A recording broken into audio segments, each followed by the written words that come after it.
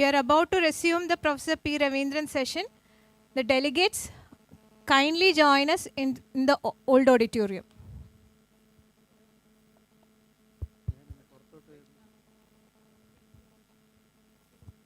Inviting the speaker, Dr. Nijil Haroon, onto the dais.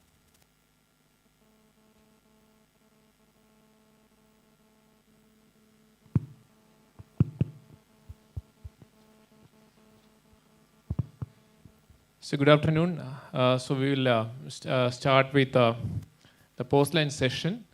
So this session will be a continuation of what we had in the morning. That is, we talked about the post-COVID lung syndromes. And then a lot of questions during that session was pertaining to the immunology of COVID-19. And we told that all these questions will be addressed by you during the current session. So my pleasure to introduce the speaker for this session, this immunology of the COVID lung. Dr. Nijil Haroon is a 1993 MBBS pass out from Trivandrum Medical College. He is the Associate Professor of Medicine and Rheumatology at University of Toronto, Chairman of AKMG Convention Toronto. He has received many awards, which includes the Breckel Award for Spondylitis Association America, Young Investigator Award from Canadian Rheumatology Association, and he has extensively published in the field of ankylosing spondylitis. And we all know that what COVID-19 has taught us in the last 2.5 years is that even for infections, targeting the immunology is very, very important. As we discussed, majority of the medications with mortality benefit are the immunomodulators. And one thing that struck us during the treatment of COVID-19 in the initial days was that even though majority of the patients who used to die happened to be those with comorbidities or elderly, there used to be a subset of youngsters without any comorbidities who used to succumb to the disease or who used to develop severe pneumonia. And then, since COVID-19 was there not only in the neglected parts of the globe, it was there in Europe as well as USA, there are a lot of studies which went on and told that it was due to missense mutations in toll-like receptor 7, etc., which predispose the youngsters to develop the severe COVID-19. So to enlighten us about the immunology of COVID-19, I would like to invite Dr. Nijil. Over to you, sir. Thank you. Thank you very much, Dr. Arvind, and a pleasure to be here always, and always thankful to the organizers for giving me this opportunity to come back to the place where you learned the basics of medicine. And trust me, I never thought I would be here standing along with the giants of medicine when I was doing my medicine and just trembling to go into the clinics. So I'm really humbled and feel so blessed to be here. Thank you for the opportunity. We've been dealing with COVID-19 for 3 years now, and almost everybody, even my son who is 11 years old, knows a lot of things about COVID-19. Some of the things he knows I don't know, because there's a flood of information coming out from many centers in the world. So my idea is not to be really exhaustive, considering the time constraints.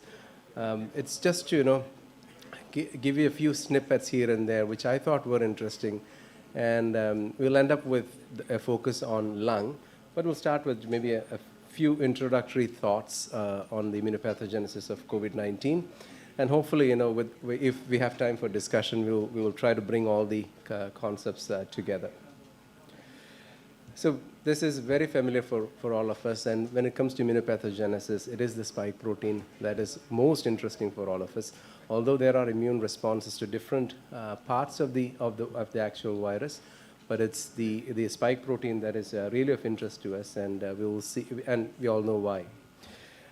This is an electron microscopic picture of how the SARS virus enters the dendritic cells.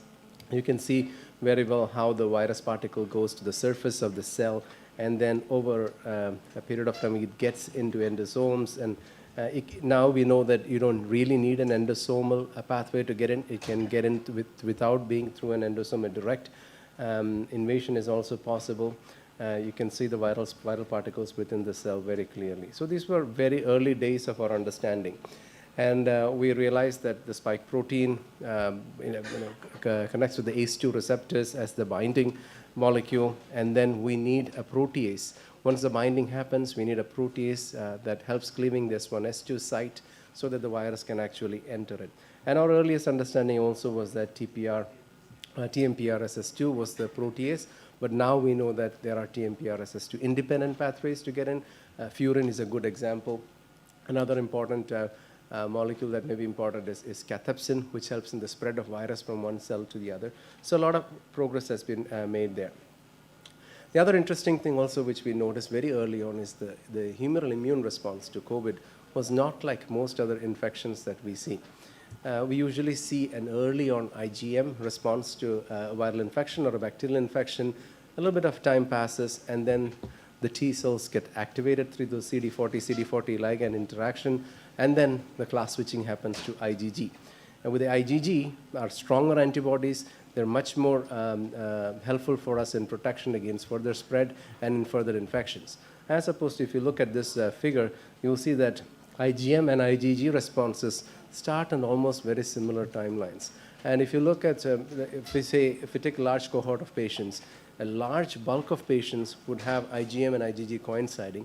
And in some, you may even have IgG preceding IgM formation, which is, if you look at this, think about the basics of immunology, it doesn't make sense.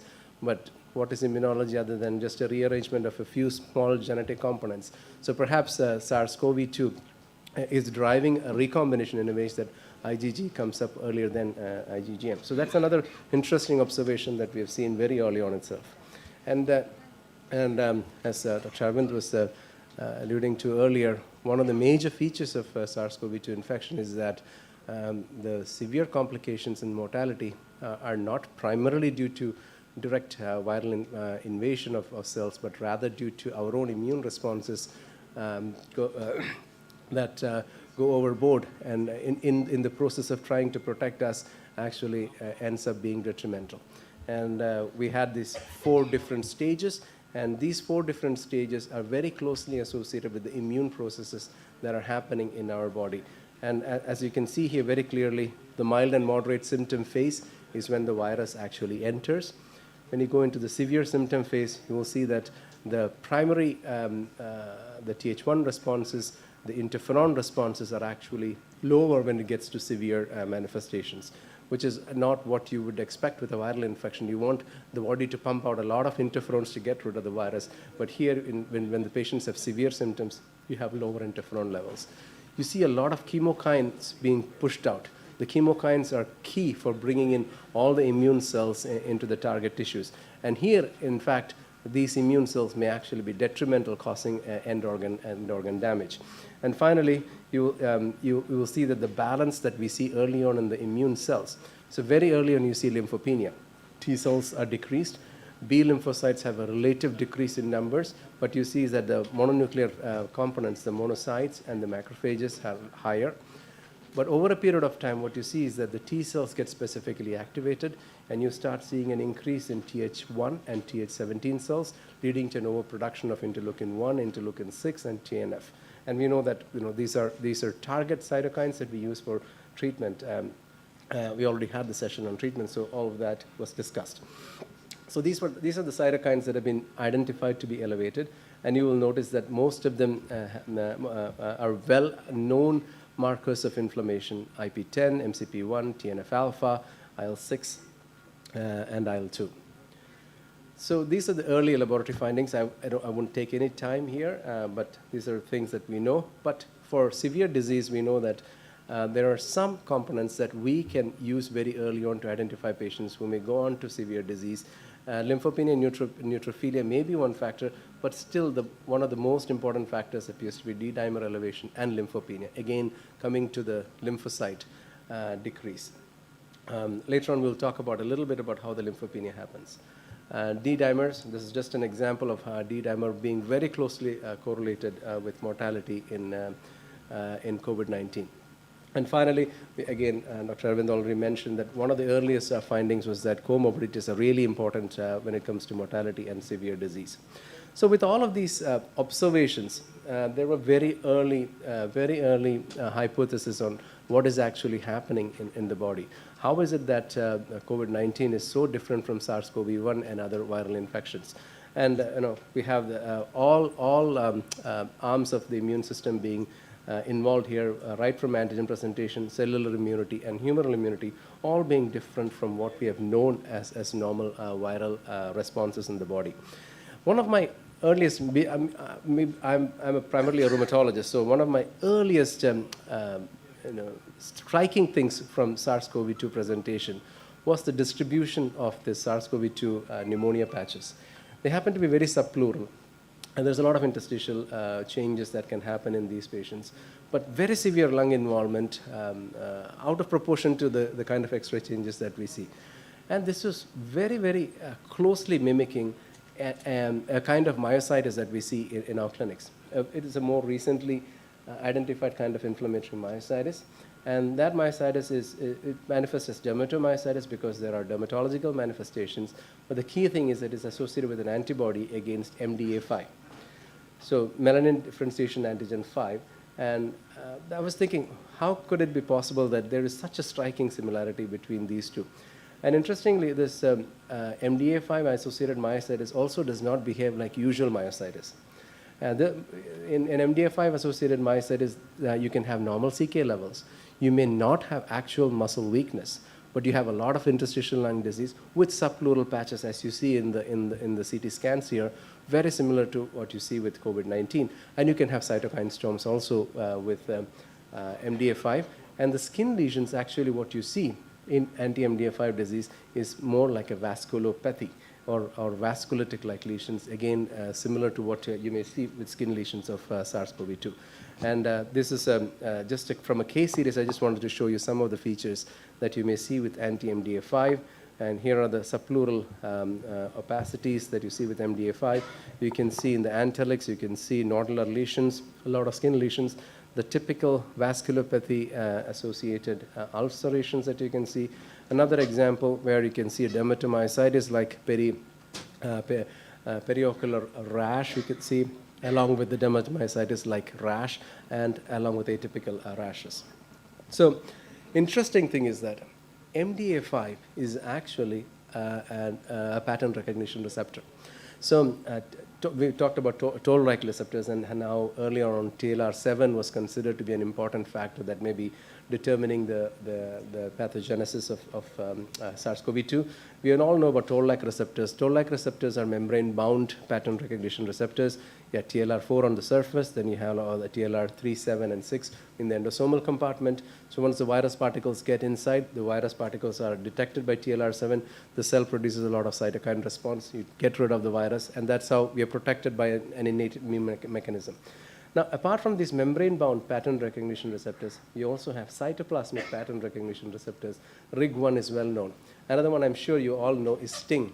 And there was a famous case series which came in New England Journal of Medicine of kids developing interferonopathy related to STING. MDA5 is a similar cytoplasmic receptor for viruses that leads to production of interferons. So there was that interesting spark. Oh, here is the connection between perhaps what I'm thinking is, I'm not sure if this is true, but perhaps we now know that the ACE2 distribution is very common in the alveolar spaces, and that may be why the subpleural spaces are getting affected. Perhaps the MDA5 expression is also similarly distributed, leading to a similar pattern of recognition. And now we know that interferons are very, very important for COVID-19, and severe COVID-19 is associated with a relative type 1 interferon deficiency. So here is an example of where MDA5 innate immune responses was earlier on identified as part of SARS-CoV-2. I would extend it to a few other clinical observations.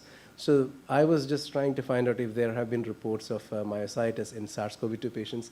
And in fact, some patients with coronavirus infections, COVID-2 infections, can have myositis. It is not a very common presentation. But even more striking is there is a case series of individuals who got vaccinated against SARS-CoV-2 and developed myositis. So again, just showing that perhaps activation of the interferon pathway through MDA5 may be underlying all of these processes. Okay, now we move on to the actual pathogenic processes, and I'll try to finish this very quickly. We don't know exactly what is going on in each individual organ, but there are a lot of studies that have come out that have given us a clue as to how complex the process is. So if you look at the immunogenic processes, there are direct cytopathic effects that have been described. So the virus can directly infect the cell and cause cytopathology, and it can cause pyroptosis with killing of the cells, similar type of process, but here due to a direct viral infection. We know that once the ACE2 clubbing happens with the spike, the ACE2 gets endocytosed, leading to a relative decrease in ACE2 levels, leading to an overactivation of the renin-angiotensin system, and that can be pathogenic. We talked about the cytokine storm that happens as a result of activation of the innate as well as adaptive immune system.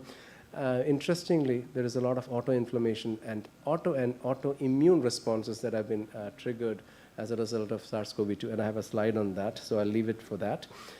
One of the other striking manifestations which we have recognized very early on is the coagulopathy. And again, I don't think for an individual patient you can really pinpoint what is behind the coagulopathy, but a number of factors behind coagulopathy have been identified. One would be the exocytosis of procoagulant factors from the endothelial cells. Actual thrombotic microangiopathy may be involved. Virus directly cytopathic effects on the endothelial cells, leading to the loss of the smooth endothelial covering. Complement activation mediated as well as cytokine mediated thrombosis may be involved. And again, if you look at the large cohorts, unlike in a lot of viral infections, thrombocytopenia, although can be seen, I would say it is not as common as other viral infections. In fact, you may actually have platelet activation in these cells, in these patients, leading to more of a thrombophilic manifestations. So these are the autoimmune manifestations that have been seen, the MIS-C in children, the MIS-A in adults, the Guillain-Barré syndromes, the platelet-related thrombocytopenias.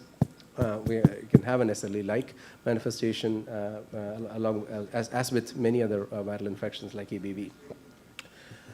Genetic variations, another important factor that may contribute to the pathogenesis of COVID-19. And along with all of these factors, the primary genetic factors that have been linked are related to ACE2 expression. Obviously, if there is higher ACE2 expression, you have greater viral pathogenic effects. Similar to what we have known that as the virus load is higher, the pathogenesis is higher. So if the ACE2 levels are higher, naturally the pathogenesis will be more severe. And all of these other genetic manifestations that have been identified, including interferon and ABO. It's very interesting. I don't know if you believe in the ABO association, but there have been studies that looked at ABO association, and it looks like type A blood individuals have a slightly higher risk of COVID-19 severity and susceptibility. So this is the title is missing, but this is primarily to indicate that HLH is another manifestation of COVID pathology, and that also can be triggered by activation of the pattern recognition receptors that we have seen. Finally, we move on to the last part, which is the pathology that we see in the COVID lung, and there are significant pathological changes that you see, which you don't expect that much with the usual COVID and usual viral infections. I even have experience with a patient that we saw in the ICU, a very young lad, 18, 19-year-old kid, who came in with remote COVID infection and progressively getting worse, with shortness of breath, falling oxygen levels. And then the x-rays are showing almost near complete collapse of the lung. And over a period of a few days, they tried to put him on a ventilator, trying to get positive pressure ventilation, ended up with barotrauma, pneumomediastinum. And over the next 2 months, this kid progressively got worse, and at the age of 19 ended up with a lung transplant. And what was most striking is that both lungs were just solid masses. No evidence of fibrosis anywhere in the lung. They were just solid masses. And it was so difficult to explain, how is it that the lungs are so collapsed and you're not able to get them open up? There is no significant pneumothorax. There is no significant fibrosis. Repeated CTs didn't show that. So something very, very unusual is happening. And now we have some pathology studies and also mass cytometry studies directly from autopsy lungs that give us a little bit of hint. For example, here you see significant fibrin deposition in the lung. you see significant fibroblast activation and collagen expression in the lung.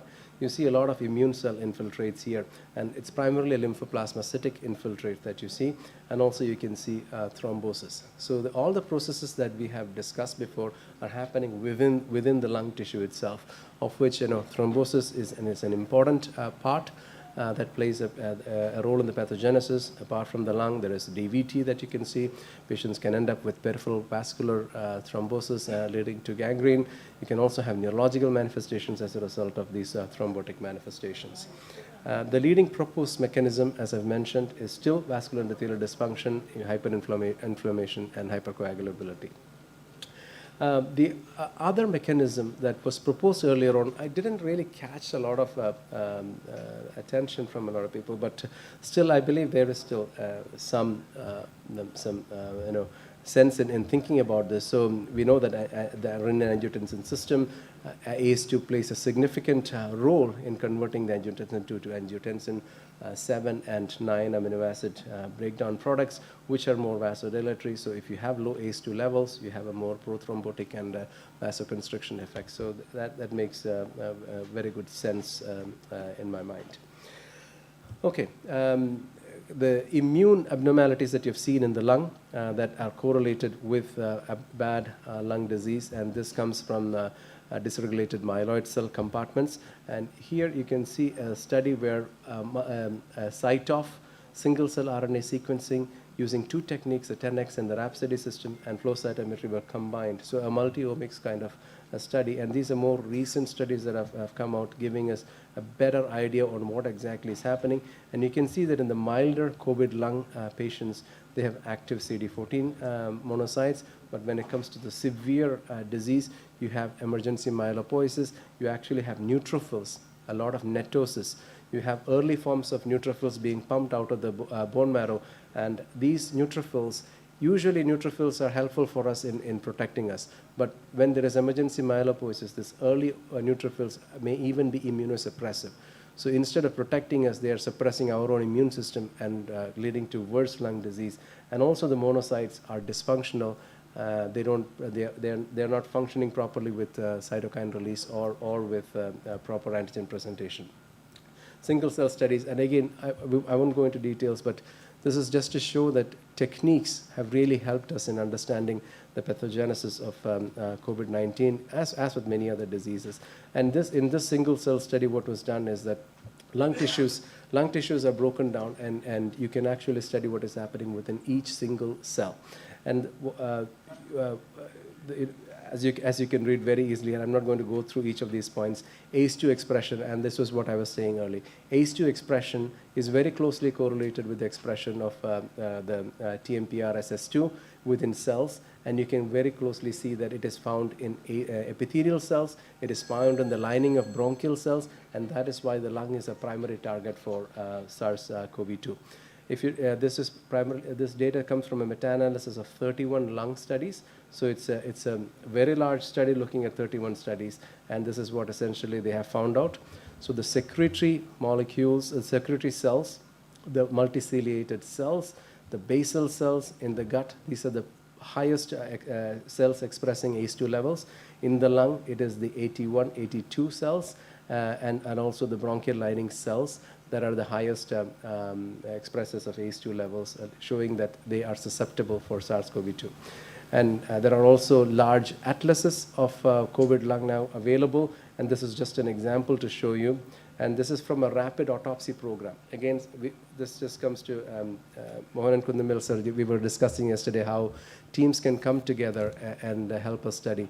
So this is a rapid autopsy program that was established in the US, in one of the sites in US. And all organs are rapidly collected and snap frozen, and single cell RNA sequencing in down on these samples. And what you see here is an atlas. Each cell can be mapped very closely because of these cells that have been identified. I'll skip this in the interest of time. I wanted to show you one. I don't think I have it. So I just wanted to show you that there were 35 different divisions within that university that came together for that particular study. There were 9 first authors in that paper, and there were 6 last authors who had equal contribution in that paper. So it just shows how collaboration helps to get you into a journal like Cell or Nature these days. And we really have the capacity, we have the numbers, we have the intellectual ability, but it just have to come together to do these kinds of studies. I think in the interest of time, I'll stop there. Thank you. Thank you, Dr. Nigel, for the excellent discourse on immunology of COVID-19. On want of time, I think we will limit questions to 2. Okay.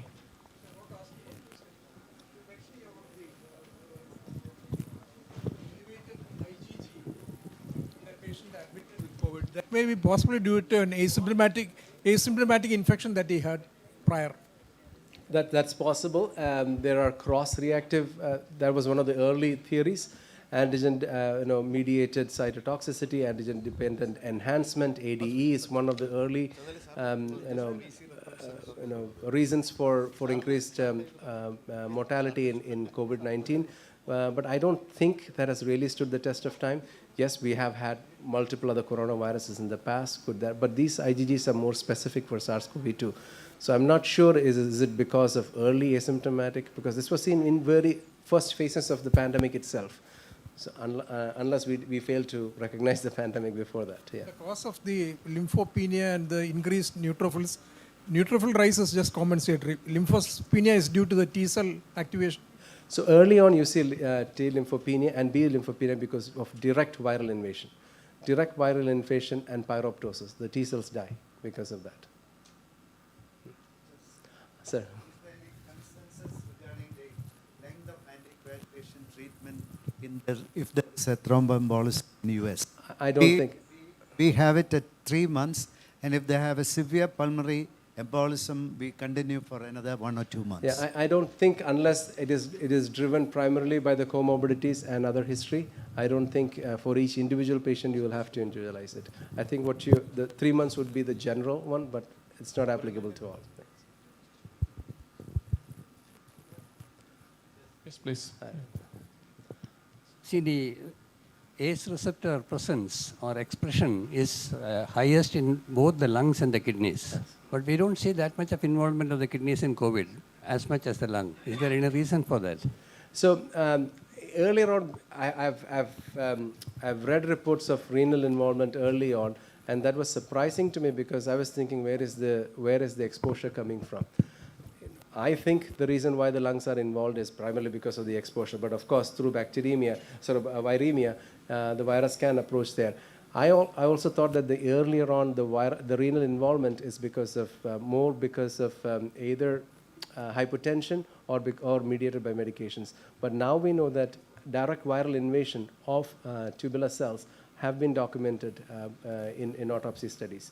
So direct viral involvement can be seen. Now, why is it not that commonly seen? Is it because of the level of expression of ACE2? Perhaps that is one of the reasons. Or is there the immune milieu within the kidneys? Maybe it is not as appropriate as in the lung and in the gut. Similarly, in the gut also, we see a lot of viral cytopathy within the gut as well. Yeah. So just one thought process. You were saying about anti-MDFI similarities between COVID and anti-MDFI. Right. I think one of the connective tissue diseases with a lot of pneumothorax and pneumomediastinum is also MDFI. The pneumothoraxes and the pneumomediastinums, I think, is more common with the MDFI also. That's correct. That's correct. So why wasn't immunomodulators other than steroids promoted, in spite of it being a thought process of a vasculopathy or a vasculitis? Yeah. So even in MDA5. It is a highly lethal disease, right? Even now with all the available treatment modalities, in some centers you see 50% or higher mortality for MDFI disease. So even in that disease, immunomodulators are not helpful. So this is purely based on our experience. So I think each disease is different. Thank you. I would like to acknowledge the contribution of Nigel and Nisha. When we conducted webinars during the COVID time, we conducted 15 of them. They were very helpful. They came for some of the webinars. For many, they found us good contributors. So the Trivandrum Medical College Alumni Association would like to acknowledge their contribution during that time.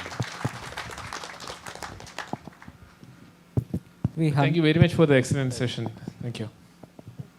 We humbly request the chairperson, Dr. Aravind, to hand over our token of appreciation to Dr. Nigel Harun.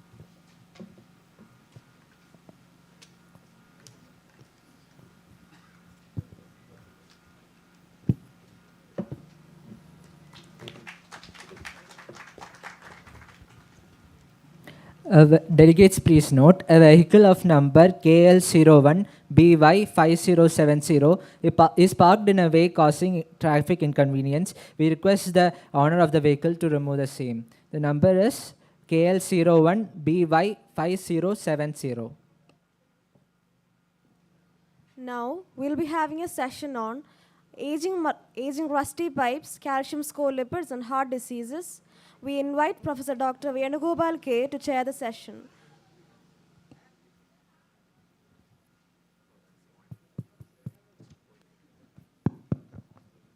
Good afternoon to you all.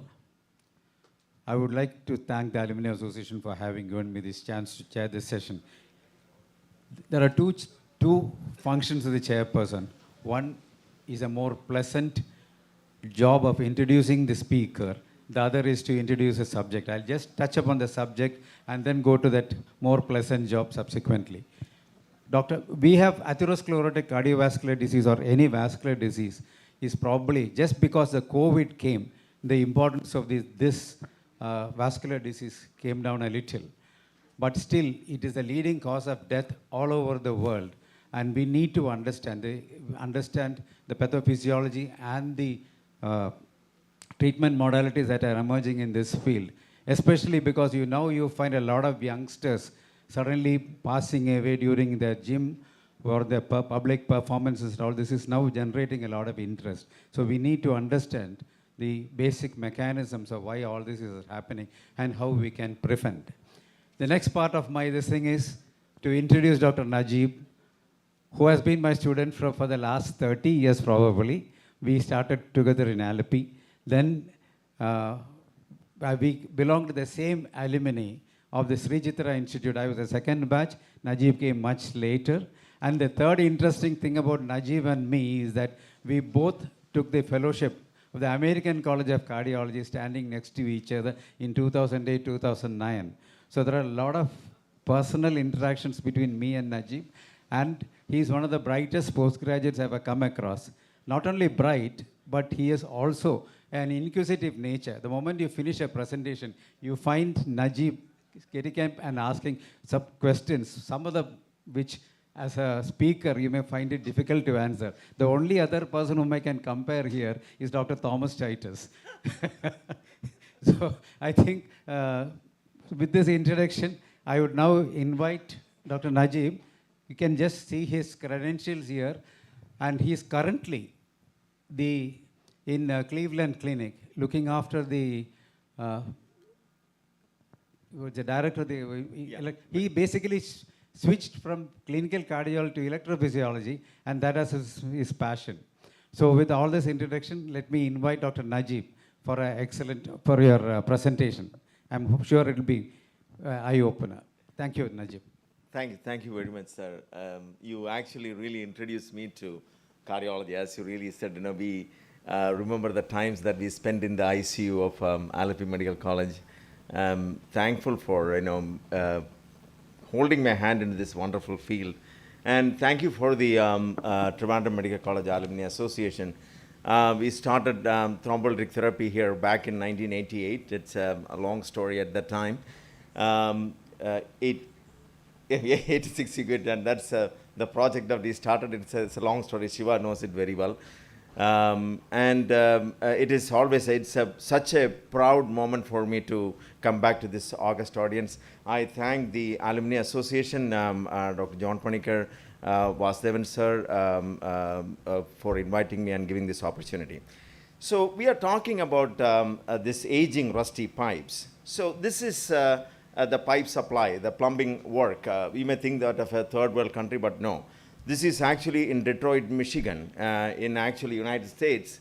It was a huge controversy how the lead leach into the water and cause problems for lead poisoning in the young people there. This is not too far away. the recent controversy that happened there. Exactly similar kind of thing can happen to our blood vessels. And this is a badly atherosclerotic aorta, as you see. So atherosclerosis is really bad. It can affect all vascular bed of the coronary arteries, of the cerebral arteries, peripheral vasculature. It can affect the aortic valve. It can cause aortic stenosis. So all these things can lead on to a huge disease burden. So as any case, we will start with a classic patient of atherosclerotic vascular disease, past middle age, multiple risk factors, presenting with angina and claudication, and got all the classic risk factors, and you cannot tolerate statin because of terrible muscle pains. Physical examination was classic of multiple bruits and diminished pulses. ECG and echo are unremarkable. Lo and behold, the primary care physician has already done a calcium score for this patient. We'll talk whether it is appropriate or not, but he comes with this heavy calcification in the coronary arteries. You can see that this is the left main stem, and this is circumflex, this is the left-handed descending artery, and this orange structure, of course, is the vertebra, and here the densities looks like exactly the same because of the calcium deposition, and the calcium score, if you calculate here, come to close to around 3,000, really high. So, and this was a CT angiogram of the neck vessels. You can see that left common carotid almost completely occluded there, left vertebral occluded there, there is subclavian stenosis, and also right internal carotid has got occlusion there. So it's just basically the circle of Willis is maintained mainly by that one vertebral artery. And this is his peripheral vasculature, and you can see that bifurcation disease and the SFA stenosis, and you can see that almost coming on to Lerish. And this is, of course, in a money shot, you can see a pinhole meatus of the left main stem coronary artery. So this is the classic situation of atherosclerosis. So there is an oxymoron in my heading saying aging rusty pipes. So this is the data from Korean War veterans in the 50s, the Autopsy series, with a mean age of 22 years. And you have got more than 3/4 of them has significant atherosclerotic vascular disease in the coronary arteries. And we know that it is an age-old disease. It's very, very old. And these two guys, Virchow and Rokitansky, quarreled quite a bit how and why atherosclerosis occurs, inflammations versus degeneration. Now we know it is mainly inflammation with the lipids playing a very central role. That picture that is shown here is actually a specimen from Rokitansky from the 19th century. They have stained and shown that it is actually inflammatory mediated by immune histochemical stains. So it's a major healthcare burden. Long-term decline in ASCVD has been happening in the Western countries that are stalled. By 2035, half the people will have ASCVD and north of $1 trillion. But more importantly for us, over 80% of the global CVD burden happens in low and middle income countries. This is what, again, yesterday we were sitting around in a round table and talking with Mohan and Sir and the rest of the people. What are the opportunities for research? We have a plenty of opportunity in our population to do this kind of research and find out what exactly make us tick with coronary disease. The management, of course, the lifestyle change is the foundation. Lipid lowering is the cornerstone, along with management of 3 other main risk factors: smoking, hypertension, and diabetes mellitus. So still, I will just focus on lipids. We know the other risk factors, and the focus of the day. We moved away from the cholesterol numbers to intensity of statin therapy in 2013 ACCHA guideline, and that has been modified in 2018 and just 2 days ago. The United States Preventive Task Force recommendation just came out day before yesterday. Similarly, it is a little bit, I don't want to go into controversies, but similar. The recommendation is similar. Intimidating picture, but we will just dump it down to 4 statin benefit groups. Number 1, individuals with clinical atherosclerotic cardiovascular disease. They need high-intensity statin therapy, no question. So if somebody has an established disease, high-intensity statin. Number 2, if they don't have ASCVD, then you look at the primary target. That is a bad cholesterol, the LDL. If it is more than or equal to 190, high-intensity statin. If these 2 things are not there, and the person is above 40 and below 75 years of age, Then you see whether the person is a diabetic. And the LDL is, it's at least modestly elevated above 70, then that person needs statin therapy. And last group is a number 4. That is where you don't have any of the first 3. Then you whip up your smartphone and take this app, the Cvd Risk Calculator app. You will get it in any of your smartphones and plug in the numbers. The age, sex, and all the risk factors, blood pressure, cholesterol, history of diabetes, history of smoking, and you churn out a number. And that number in this case is 7.6%. As per the current guideline recommendation with some changes, which has been introduced by the USPSTF, I won't go into that. More than 7.5, you should start the patient on a statin, but with a detailed discussion with the patient what you are going to embark on. Because mind you, this is going to be a lifelong treatment that you are going to give. This is not a 2-week therapy that you give and then be done with. So the potential risk reduction you have to discuss in detail. We have to talk about what are the side effects that could be there. Other risk factor management is very, very important. You utilize that time to establish a relation with the patient and explain all those things.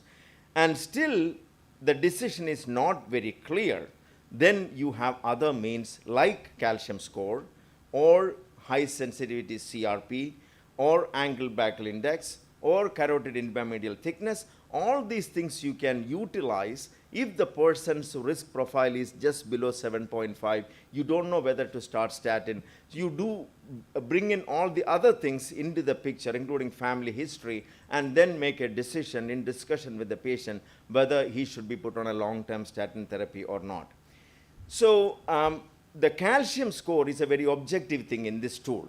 We can really know anatomically what is happening. So it should not be done for a 28-year-old female coming to you with a chest pain. There is no point in doing a calcium score. And absolutely there is no point in doing calcium score in the patient I told you.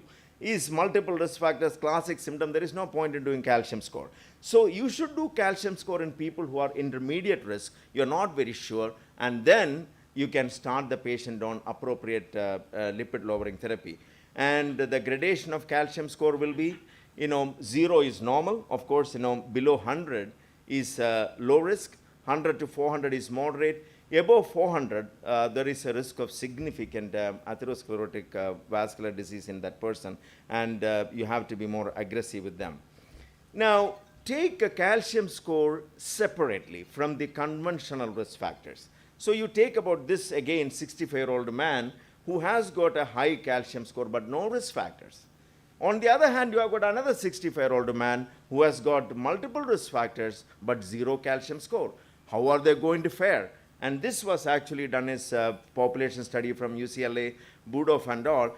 The basic takeaway is that if the individual has got high calcium score, more than 400, and no risk factors, they had a substantially more mortality rate compared to those with more than 2 risk factors and 0 calcium score. So if you have got risk factors and calcium score, that is the worst. But if you are asking about calcium score versus risk factors, probably no calcium is probably the better indicator. So we have to probably move away from the traditional risk assessment of multiple risk factors alone, but not totally, but this is a one good thought. For example, somebody is coming to you, multiple risk factors, I don't want any statin, so you recommend them based on the pooled cohort equation. But if the person doesn't want it, you can do a calcium score. If it is a middle-aged person and 0 calcium, probably, he may not have very additional benefit from it if the person doesn't want to take statins. So the medications, starting from over 30 years, we have various statins showing benefits. And also statins have shown to be anti-inflammatory by showing benefits in patients with the elevated C-reactive protein. And ezetimibe and hypertriglyceridemia with icosapent and ethyl.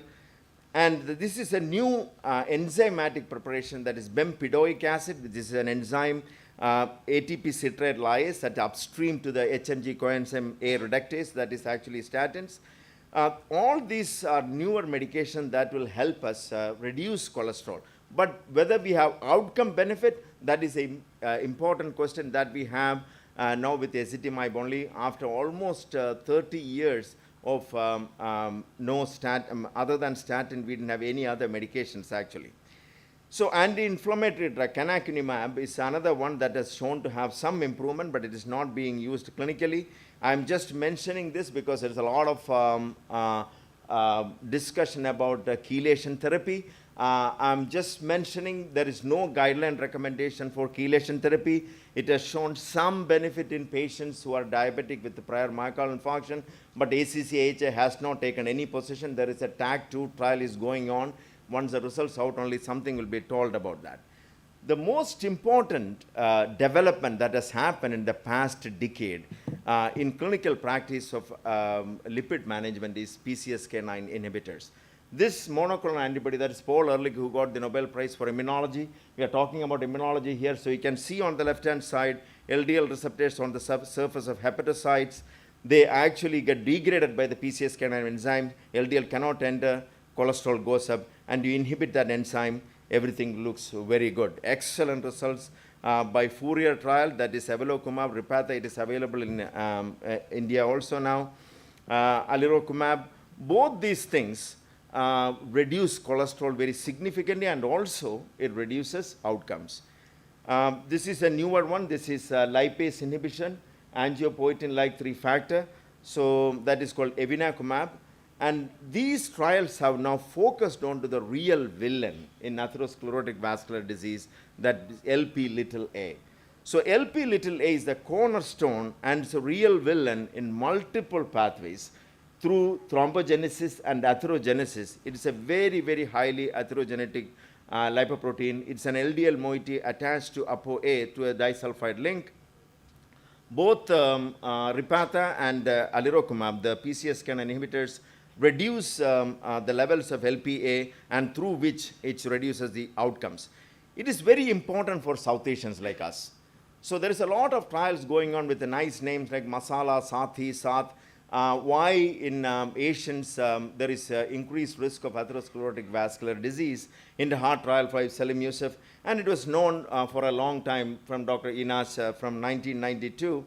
And now ACC/AHA has come out with a position statement over the a couple of years ago, what are the risk factors and how to deal with atherosclerotic risk, especially high in South Asians. And again, focus turns around ApoA. So ApoA, the importance of ApoA is that it is not changed much by our lifestyle, exercise, diet, or nothing. It is closely linked to our genes. So that is the most important thing in the lipid management currently.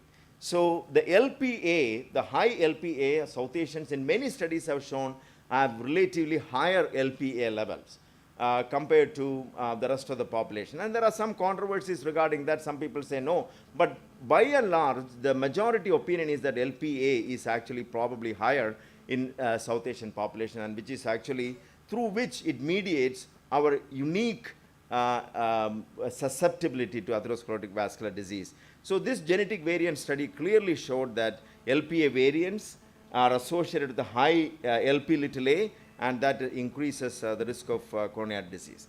This is where youngsters, you are at the beginning of a dawn of a new era here.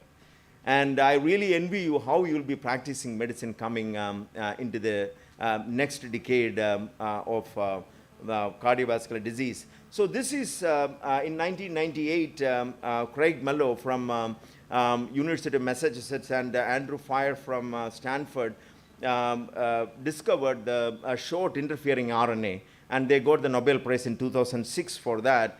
And that is already now we have, I used it over the last 3 months, I'm using this drug, inclisiran. This is a short interfering RNA which inhibits PCSK9 enzymes and durably reduces cholesterol level. You just one injection in 6 months. So it keeps the cholesterol down. This is another one. This is a different technology. This is an antisense oligonucleotide pelicarsen. This also reduces Lpa, selectively reduces Lpa. Inclisiran reduces LDL and Lpa, but this one reduces Lpa. So another one is olpasiran. Another short interfering RNA molecule, it actually just published the phase 1 trial. Already Amgen has announced that phase 2 results are actually very, very promising. So it will soon will be going within a year or two for FDA approval for this one also. The other one from JAMA, that is just 2 months ago, single ascending dose study of short interfering RNA SLN 360. So all these molecules can be very, very infrequently given. That's the importance of the compliance. And that is the importance for us because of the LPA and the South Asian population. And this was actually the biggest of all, winning 2010, the gene editing CRISPR, Emmanuel Charpentier and Jennifer Doudna from UC Berkeley and also from Max Planck Institute in Germany. This is the first time 2 ladies are together getting Nobel Prize in Science for the first time. And this is huge. And the way we practice various diseases will change with this. And we are talking about a heart disease vaccine now. This was a Nature article as a rhetorical question they were asking. But soon, the CRISPR editing showed PCSK9 lowered cholesterol in primates. And now we are taking it in the patients in New Zealand. The study started last week. Even when we are actually flying this high, we have to come down also, like polypill. Actually, we try to use polypill modulating multiple risk factors. This is Dr. Salim Yusuf's study last year. And this polypill, that is initial was in the primary prevention. This secondary prevention study was published yesterday in New England Journal of Medicine, showing benefit in patients with prior myocardial infarction. So, in summary, atherosclerotic vascular disease is essentially an inflammatory disease. And lifestyle change is the key. There is no getting away from it. So, you are not going to sit in your couch and get some vaccine and escape from it.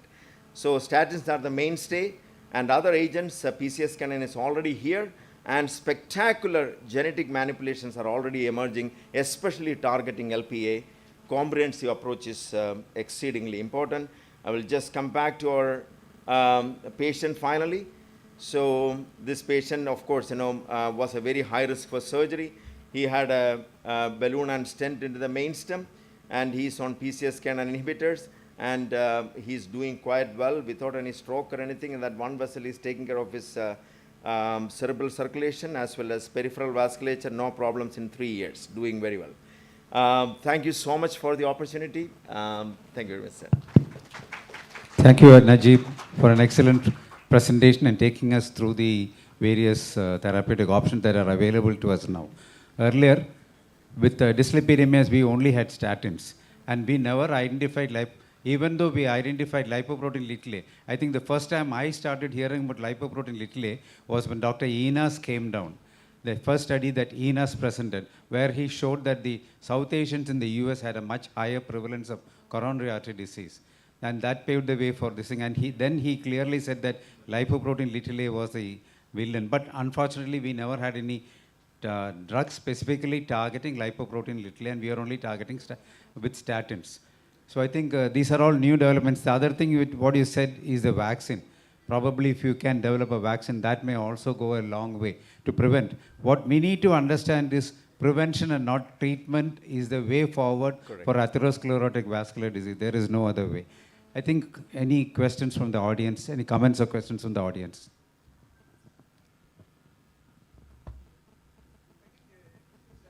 Citus?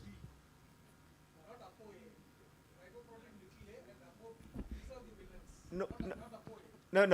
You are right, sir. The ratio of ApoB and ApoAI, that is the ratio.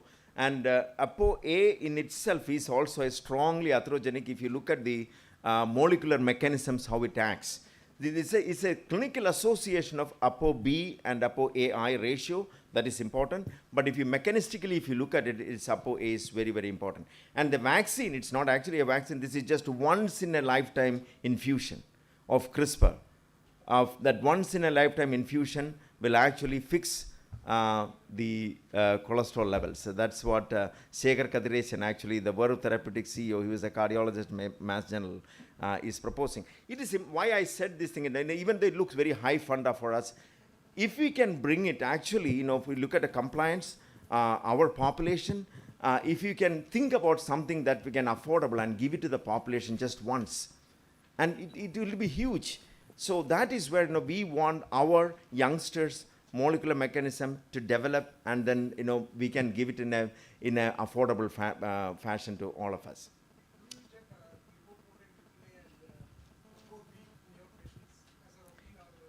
We start looking, this is one very important question that you're asking, because standardization is extremely important. That is one of the problems that we have here. So I ask all the biochemists here, including my sister, maybe, they should all standardize how you measure LPA. Routinely, it is not measured in the US now. It is almost routinely, at least in the younger people, we do measure LPA routinely.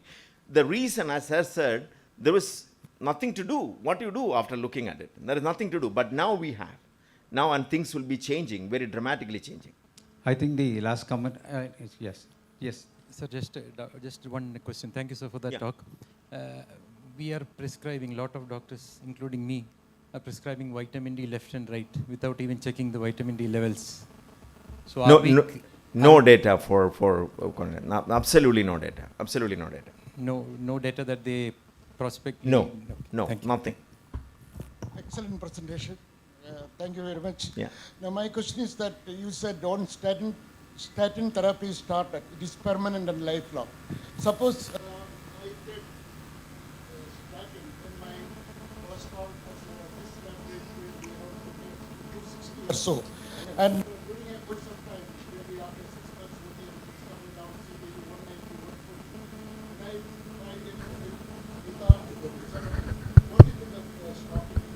140. No, the one thing, nothing is written in stone here. I mean, statin is meant to be long term, that's correct. But if it is bothering you so much, we can cut back on the dose. We can change it into another statin and then see if it is relieving your symptoms. But the other thing is more important. You are not going to reduce the statin just because your cholesterol dropped. You should not. You should keep on it. And the idea is actually for long term. Keeping cholesterol down for a few months is not going to change your atherosclerotic profile at all. So keep on it. That is what actually 2013 changed. That's why I said we are not looking at the numbers, we are looking at the intensity of statin therapy. That has to be very clear. That is what the task force, that is what they're promoting, is that use intensity of either high intensity or moderate intensity statin.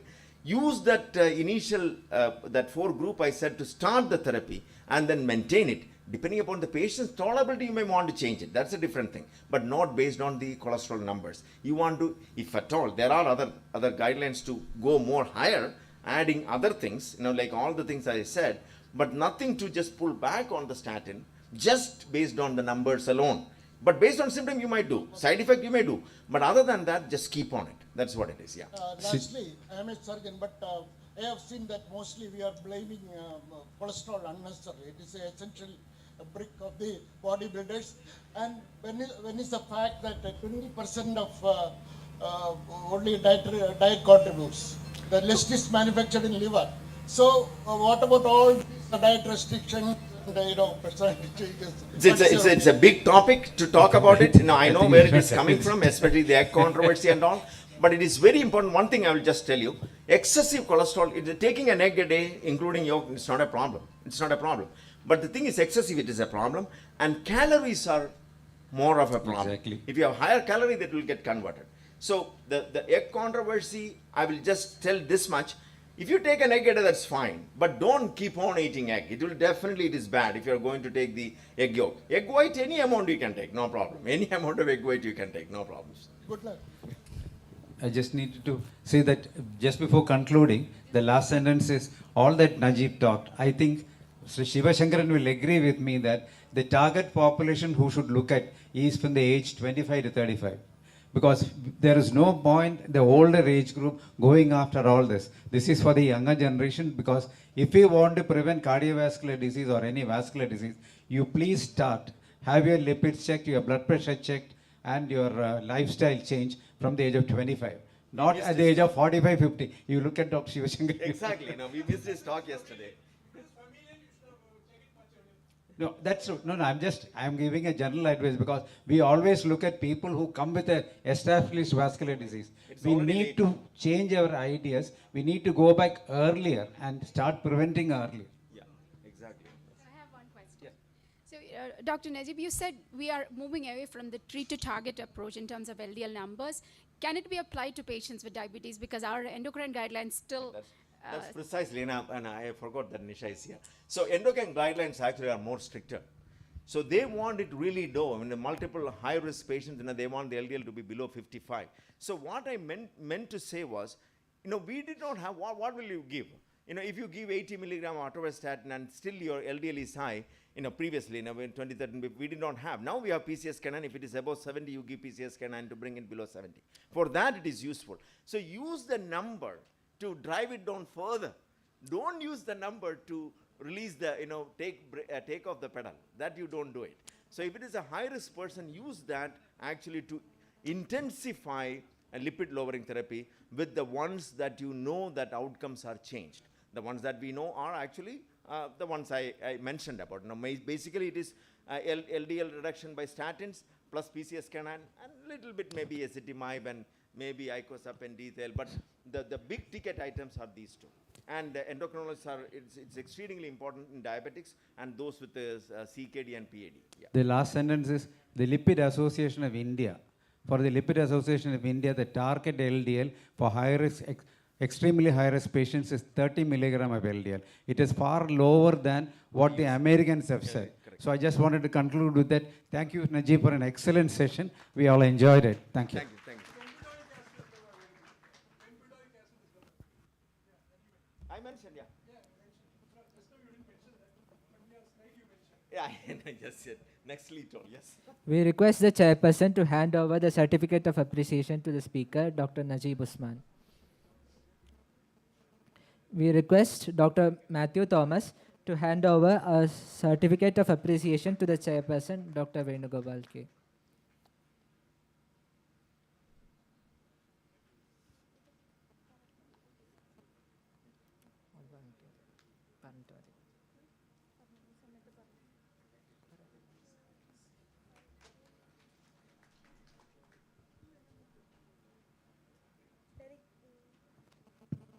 Delegates, please note the following vehicles are causing inconvenience to traffic: KL01CU 9766, KL01BJ 2153, KL82 2030, KL01CT 6850, KL01AU 7840.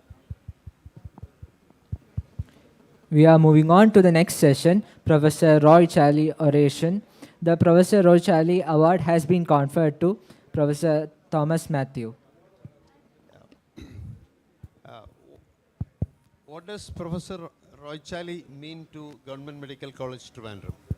He was an alumni of this.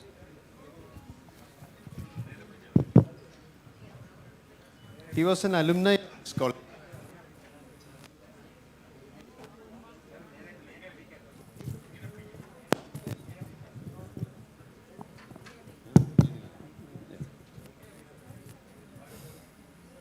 In fact, when we talked today morning to Professor Pichumani, who is delivering his lecture tomorrow, he was very emotional. He said, because he is coming on Zoom. So he said he very much wanted to come for this convention because Professor Roy Charlie was his roommate. So that is the amount of emotions.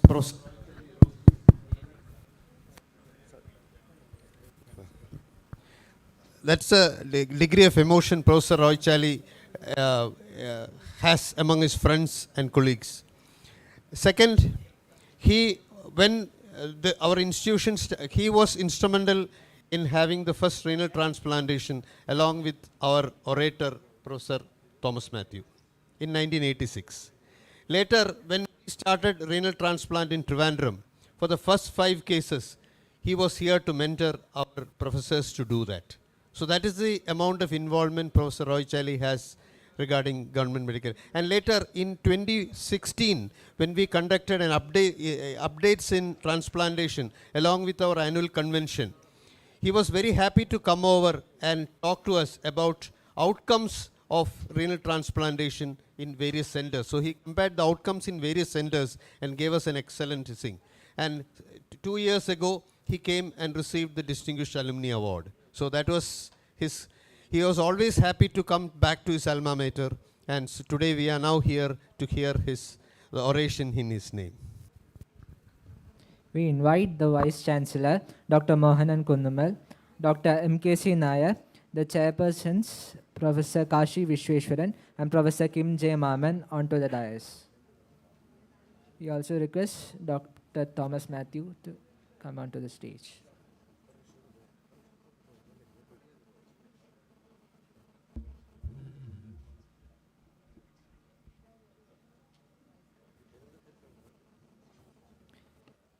We humbly request Dr. Mohanan Kundumal to adorn the medallion on Dr. Thomas Matthew.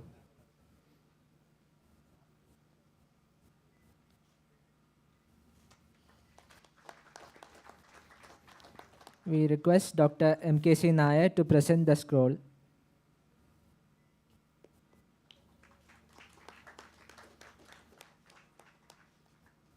We now invite the chairpersons, Dr. Kashi Vishweshwaran and Dr. Kim J. Maman, to take the stage. Thank you.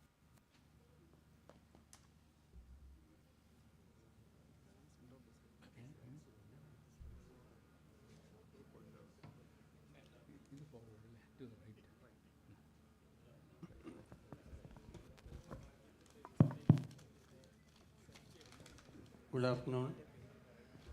The memory of Dr. Roy Chally brings in very nostalgic memories, because in the early 1998, when we started transplantation first in Kerala, in Trivandrum Medical College, he was the one who came and mentored and then started the transplantation with his students, who were by the time professors of nephrology, professors of urology.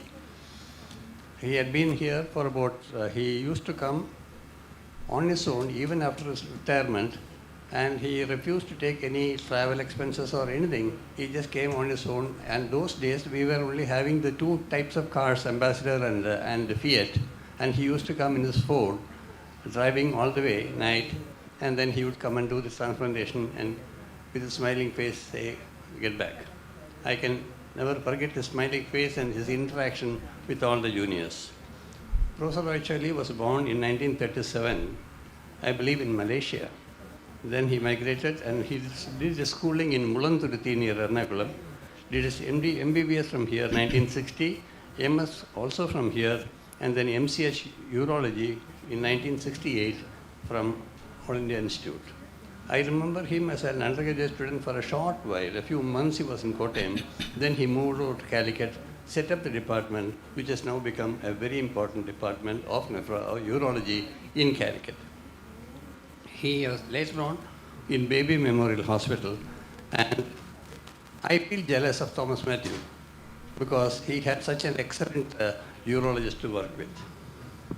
And Dr. Thomas Matthew, a near senior to me in medical college, he is now senior consultant in nephrology in Baby Memorial, formerly founder and head of the department of nephrology in Medical College Calicut, superintendent of Medical College Calicut.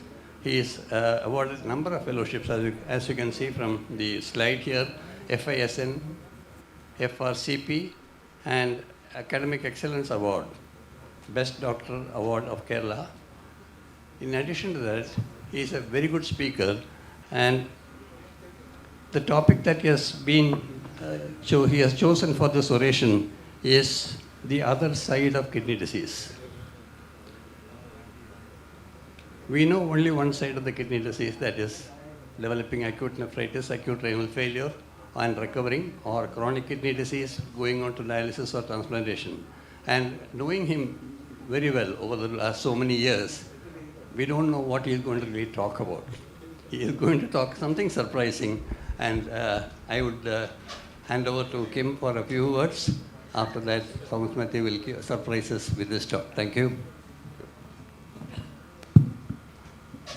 Just a word about Professor Roy Chally. He was my examiner for MCH. And again, when he was president of the Urology Society of India, I was the secretary of the Society of India. I have learned so many things from him. And he has also come and visited me at my institution at Ludhiana. He is one of the greatest teachers this country has seen in urology. And apart from being a good surgeon, a very versatile craftsman, he has also trained so many urologists in Calicut who are adorned good positions all over the country. So he's a teacher of teachers. Coming to Professor Thomas Matthew, he has been trained at PGI, and I think he is the first DM from PGI trained by Professor Chug. And he's one of the persons who was instrumental in starting renal transplantation along with Professor Roy Charlie at Calicut. And Dr. Thomas Matthew is one of the renowned nephrologists in our country. And I've had a special relationship with him because his brother, Dr. Abraham Thomas, who is a plastic surgeon, internationally known plastic surgeon, was my mentor, and I had worked with him.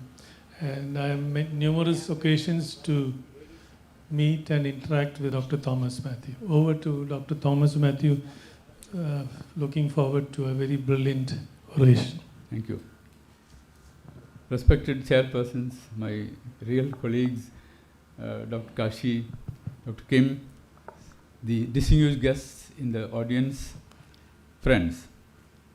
I consider it a privilege and a great honor to have been given the position to do the first Roy Charlie oration in this prestigious institution during the Platinum Jubilee celebration.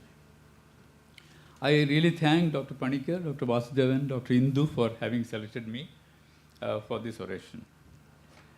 You might wonder as to why I chose this subject of the other side of renal disease. I know this crowd hardly one nephrologist, Dr. Kashi, because speaking about nephrology will go above our head, and you won't appreciate what the intricacies of nephrology if I speak. So I thought I'll talk in general what I have learned in nephrology over the last 50 years in dealing patients. You are doctors, you have ENT specialists, you have cardiologists, you have orthopedicians, you have gynecologists, but invariably you will be seeing patients having kidney disease. But how to look after them? Because it is our job that the kidney disease patients have to be looked after. Now 37% of the population have chronic kidney disease in our state. And the budding people, budding youngsters, more than 20% are diabetics. More than 16% are hypertensive. Invariably, after 10, 15 years, they are all going to have chronic kidney disease. So we should know the other side of chronic kidney disease. I bring you greetings from Calicut. You know, Calicut is can you switch off the lights, please? Calicut is a city, beautiful, full of halwas and full of biryani. Anybody who has come to Calicut will want to come to Calicut again and again because of biryani. And you have beautiful the urus built in Bepur, which is exported to the Middle East for the sheikhs to use. So the Calicut has been time immemorial a great city of Kerala, and we are happy we are able to work in this institution with Professor Roy Charlie. Now, Professor Roy Charlie, as already mentioned, was a legend. He was a gentle giant in the field of urology. As we heard, his basic education was in Malaysia, his parents were there, and then he went on to become tutor in surgery, then assistant professor of surgery, then assistant professor of urology, and developed a department of urology, and retired in 1992. And from 1992 onwards, for almost 32 years, he was working in a private hospital in Calicut. I have retired in 1997, and till the last day of his death, I was along with him. He was my close friend and benefactor, as well as a guide in how to organize a department and how to organize various things in the department. So Calicut Medical College is proud to be the first institution to have renal transplantation, the first center to have renal transplantation, and the first center to have a large dialysis setup for the first time in Kerala state. And Professor Roy Charlie developed a full-fledged department of urology and started the postgraduate course in urology, and first transplant, as I mentioned, and outstanding teacher, and he was the last word in urology in our state for a long time. And his hands were like God's own hands, just like we call God's own country. Dr. Roy Charlie's hand, the moment he touches the patient becomes, he is better. So that was his reputation in Calicut, in Malabar. Now from Calicut Medical College, we started, along with the Dr. Roy Charlie's help, the full-fledged dialysis. We started with a very primitive dialysis machine as we got donated from the US. And then we went on to make newer and newer machines. And I am proud and happy to tell you that every nook and corner of our state now has dialysis facilities. Patients with kidney disease don't have to go to Chennai or Madurai or any other place for any treatment. They are available in our own state because of the initial effort which we all have put in. Dr. Kashi has put in his effort in Kottayam and Trivandrum. The people have been there, and we have done a lot of work on this so that every nook and corner, a patient with chronic kidney disease gets treatment which started from Calicut. I am proud to say that. So likewise, the transplantation has gone right from Calicut in 1985, and now everybody does transplant. Every institution has got transplant, and now we are going to do the transplant across ABO barrier. Now, the Professor Roy Charlie has to be mentioned again because this is his oration. He has had many orations, including Dr. Raghavachari oration, many awards as eminent doctor of Kerala State, Urology Gold Medal, and so Urology Society's award, and he was examiner in MCH. So suddenly he passed away in 14th of May 2022. May his soul rest in peace, and his legacy let it continue. Now the kidneys are very important organs. I will say it's amazing organs of the body, amazing organs. And it has got very many functions, as we all know, we teach in physiology. And I want to mention to you two things. One is the clotho-protein. Clotho-protein, I will come to that later. For longevity, long life, clotho-protein has to be done. If the kidneys are damaged, the life is shortened. And then the renal tubules. Renal tubules are fantastic, and which we do not know much. You know, Clotho is a goddess. There are 3 goddesses for life, who spins life as far as the Greek mythology is concerned. And Clotho is the person who will cut the life of the individual. The Greeks believed that Clotho will cut. So there is a protein in the kidney coming from the tubules, which is called the clotho-protein, and the protein will help to maintain the stability of the chromosomes so that the telomeres will not shorten fast. That's a new invention, and it has been found out. And then you have the tubules. The tubules of Henle. The tubules of Henle is fantastic, unimaginable functions. The descending limb, the loop, the ascending limb, with collecting all different functions, not yet fully known that whose functions are there. And multiple functions because of the ability of the renal tubules. How God created the tubules, I do not know. Still we do not know the wonder happening in our kidneys every second of the body. How it is concentrating, how it is diluting. 180 liters of urine we would have passed if there were no tubules. 180 liters. Out of the 180 liters, all are reabsorbed, except 1.5 comes out of the urine. The fantastic tubules to be remembered. And now we find that the tubules are made use in the treatment of diabetes. The latest drugs in diabetes, SGL2 receptor blocker, is acting on the tubules to send away all the glucose in the body out into the urine so that the diabetes become all right. Without giving a drug which will act on the insulin or the muscle or anything, this new drug, as we all know right now, dapagliflozin, will prevent the glucose from getting reabsorbed. So fantastic how the nature has been given us information as to how it has to be prevented from getting absorbed. So it's just like looking at the galaxy. The functions of the tubules are fantastic. So many things we do not know, yet more to come. Now, we all know that serum creatinine is a very dangerous situation. But we should remember that serum creatinine remains normal till the glomerular filtration rate comes to less than 50. So if a person's creatinine is 1.1, 1.2, doesn't mean that he is perfectly normal. He can still be having a chronic kidney disease. That has to be remembered. A creatinine of 1.5 is definitely more than 50% of kidney function lost situation.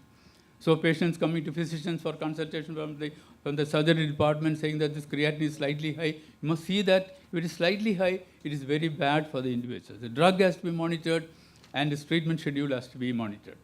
So the kidney, as far as is concerned, aging takes place in the kidney as person ages.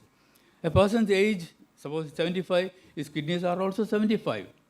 Suppose the patient has got 20 years of diabetes, you have to add that 20 also. So his age will be 95 as far as the kidney is concerned.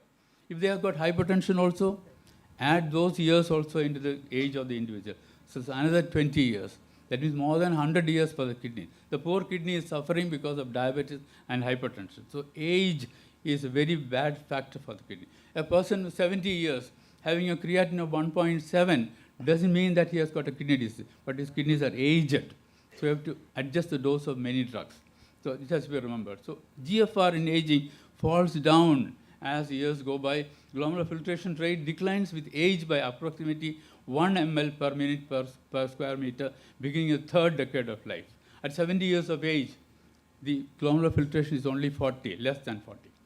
So the kidney in aging becomes so much of structural, microscopic, as well as functional change. One should remember, it is not a disease. It is an effect of aging. It has to be remembered. Now, high creatinine is a problem now. Any patient comes to the hospital, "Sare, creatinine koodalana." This is what they say, creatinine koodalana. Creatinine can be high because of kidney disease, but without kidney disease. That you have to remember. High protein intake, that some people take 4 to 6 eggs a day, especially those people who go to the gym and bodybuilders, sportsmen. It produces high creatinine. Excess increase of cooked meat, red meat, and intense exercise. Drugs like cimetidine, very common drug. Trimethoprim, again a common drug. Then steroids. All these can increase the creatinine value without a renal disease. Creatinine production in the body is high, so that's not completely removed. And of course, it interferes with lab tests, presence of chromogen in blood like acetone, acetaldehyde, fasting lipemia, hemolysis, all will increase the creatinine. Another important problem with the patients now is microalbuminuria. They'll say, microalbumin is there. Lab will test and will say microalbumin. It is a forerunner of kidney disease, forerunner of cerebrovascular disease, but without that, microalbumin can also occur. And obesity can produce microalbuminuria. Metabolic syndrome, hypertension, orthostatic proteinuria, all this can lead on and start with the microalbuminuria. But it's a risk for cardiovascular morbidity and renal disease. It indicates pre-diabetic states and predicts an acute respiratory failure in multi-organ failure and overall morbidity in patients in ICU. The ICU patient develops microproteinuria. It predicts that he can go into complete cardiac, renal, as well as respiratory failure. Frothy urine is again another very important problem. Frothy urine. Frothy urine could be renal disease, might not be renal disease, but you have to be careful.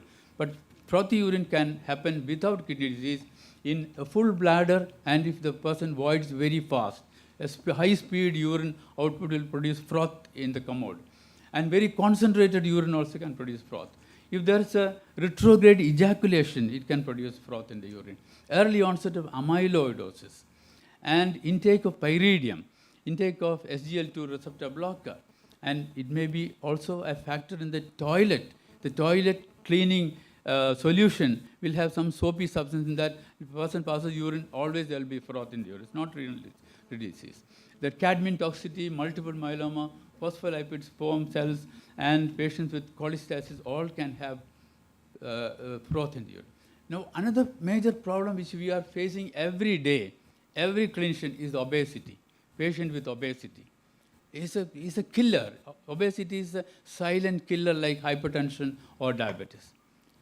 So 30% of the population are obese. It's a complex disease involving an excessive amount of body fat. It's a medical problem that increases the risk of other diseases and health problems in heart disease, diabetes, hypertension, dyslipidemia, certain cancers, metabolic syndrome, and even kidney disease. Body mass index, we all know. The body mass index is high. We have to tell the patient that they have to reduce their weight by diet as well as exercise. The best is to examine the circumference of the stomach at the level of the umbilicus.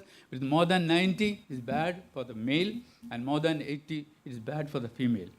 So that has to be remembered. Measurement of the neck is very, very important. The neck circumference is again a marker of chronic kidney disease, chronic liver disease, chronic heart disease. If it is more than 40 centimeters in an adult male or more than 30 in a female is problem. So obesity is rampant in our population, rampant. And obesity produces so much complications. And the renal problem is very rampant, which we all know. Patients develop focal segmental sclerosis and glomerular sclerosis, and they die. So any patient, whether it's a orthopedic problem or a gynec, if they're obese, we have to tell them about their obesity and tell them that it's going to be dangerous as years go by. So in diabetes, in hypertension, 1 in 3 invariably will go into chronic kidney disease. So diabetes, as we all know, is again a silent killer. Invariably, it reduces the lifespan and produces a problem for all organs of the body, especially the kidneys, blood vessels, and the nervous system. Diet has been very bad in Kerala state of late. Very bad. Very bad in the sense they consume large calories of diet. They eat fish, they eat fish, they eat meat, they take so much of rice. Altogether, the major food item becomes carbohydrate. So because of that, everything goes up, like the lipoproteins, that the cholesterol, everything goes high, and the patient becomes obese, develops atherosclerosis, and the lifespan becomes less and less. So an important thing is to send the message of the food plate in diabetes. Food plate, we all know 50% of vegetables and 25% carbohydrate, 25% protein. This has to be remembered.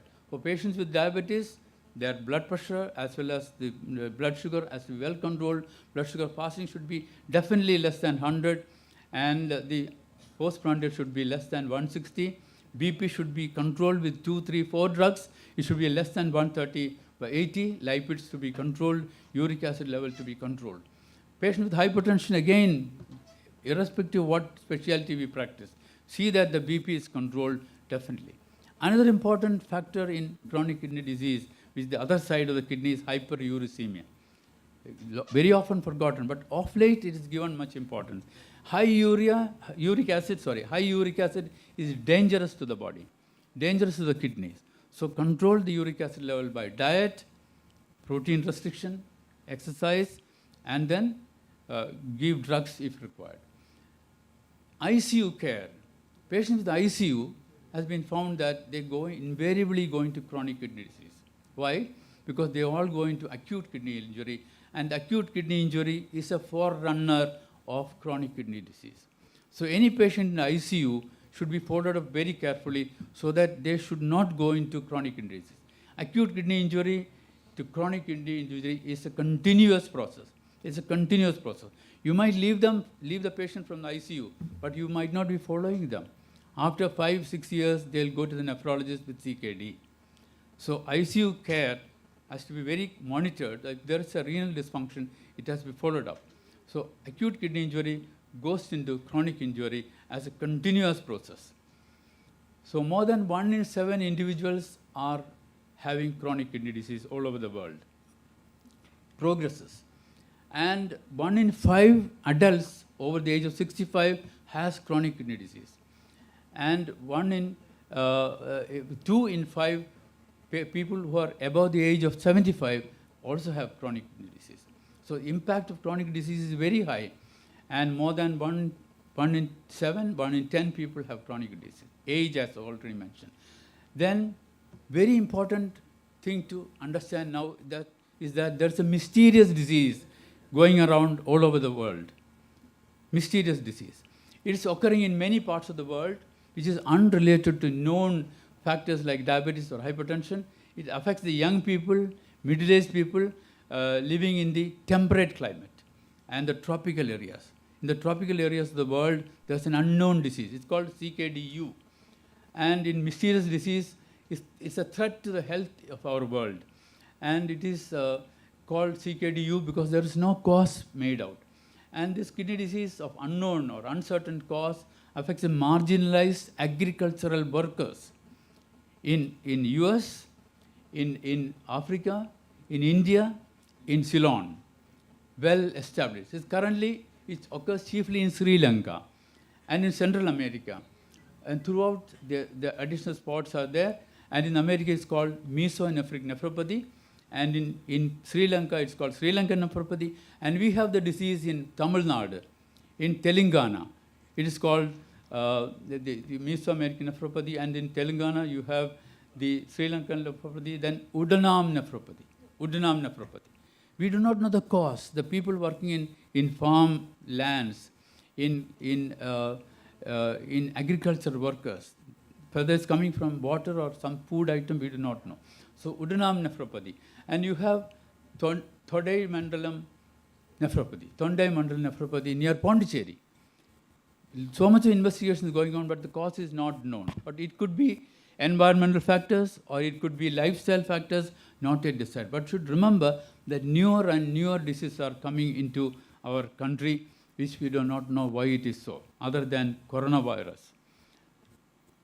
So unusual symptoms of kidney disease of unknown etiology doesn't have hypertension or diabetes. Young people become sick all on a sudden, and the whole family becomes abnormal. So you have the Mesoamerican nephropathy, you have the nephropathy in Egypt, you have it in African areas, and you have in India, in Punjab it is there, and you have in Sri Lanka, you have in Pondicherry as well as in Telangana. So nephogenetics is a very important thing to remember. Genetics has become very important in nephrology now. Many diseases which run in family. About 30% of chronic kidney disease patients have a family history. So finding out is it genetic is very important in proper diagnosis and treatment. If it is found to be genetic, there's no need to give all these steroids and other materials. It wouldn't do any good. And if it is genetic, about transplantation, the donor of the same family member should not be a suitable candidate for the transplantation. So genetically, we know that IgA nephropathy, focal segmental sclerosis, steroid-resistant nephrotic syndrome, then Fabry's disease, Alport disease, membranous disease, membranous proliferative disease, all they have genetic background. And find out how its genetic background is. You can get it estimated by the genetic testing test. It's all available now in our market because we have RENA site, kidney gene panel is available, and we have med genome is available. It will tell whether a family member also has the same gene. Then becomes difficult to manage. But unnecessary treatment, unnecessary investigation, unnecessary biopsies can be avoided. So clinical benefits are there in genetic testing, where accurate diagnosis can be made, and proper treatment can be administered, and proper advice can be given to the family regarding the further management of the patient. So another important side speciality in kidney is onconephrology. Onconephrology has come, the kidney disease cancer-related as well as treatment-related. So an American Society of Onconephrology has already started last year. So it's a boon for patients with chronic kidney disease in diabetes, in cancer therapy as well as cancer treatment. So there are so many myths about kidney disease. One should know that myths about kidney disease. Kidney disease is a rare condition. It's not a rare condition. If you feel fine, there is no chance of your kidneys are diseased. No. Because up to 50% of kidney damage, no symptom will be there, no sign will be there. And testing kidney disease is a long and costly process. No. A simple urine examination is sufficient. If you are at risk of kidney disease, there's nothing you can do about it. That's again a false statement. You can definitely look after them. So like that, there are so many myths we should realize and understand. It's all we have learned during the last 50 years of day-to-day patient practice in collaboration with the urology and nephrology and general physicians and the surgeons. Patients are high risk of kidney disease, above 65 years, obese patients, hypertensive. So there's a new era in chronic kidney disease management. Thank you very much for the patient listening.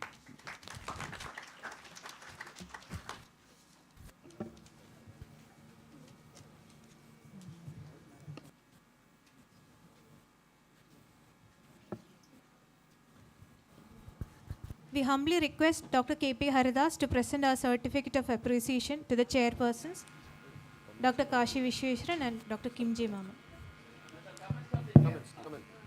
Yes, thank you, Matthew. You really showed the other side of kidney disease, renal disease in general.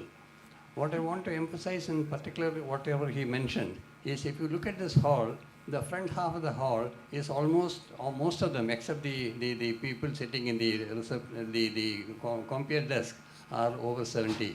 And the back hall is less than 20. Anyway, the point is that the dose of drugs that we are going to administer to elderly people must be nearly pediatric dose.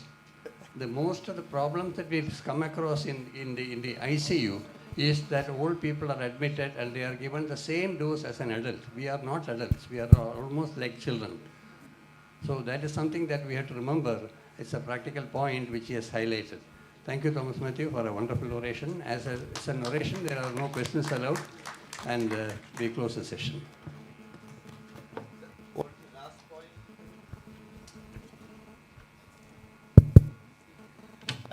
What picture we remember about Professor Roy Chally, we said about 5 cases he was here. Actually, the second case, when he was there, those were not it was a double vessel disease, double vessel kidney, and suddenly when it was harvested, it was double vessel. So Roy Chally sir took the kidney, very calmly went, give me a place where I can work, and settled down to do brain surgery, and he reconnected the 2 vessels and went on as nothing unusual. That is the greatness of the man. No sign of tension, very, very simple and quick and fast in his work. We humbly request Dr. K.P. Haridas to present our certificate of appreciation to the chairpersons, Dr. Kashi Vishweshwaran and Dr. Kim J. Maman.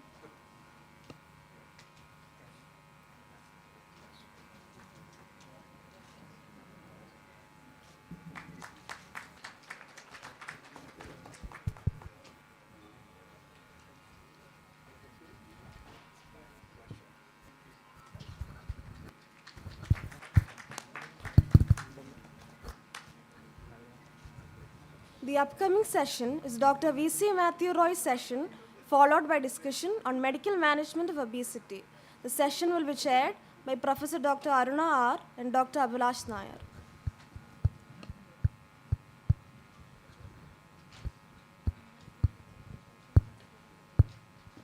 Inviting the chairpersons onto the dais.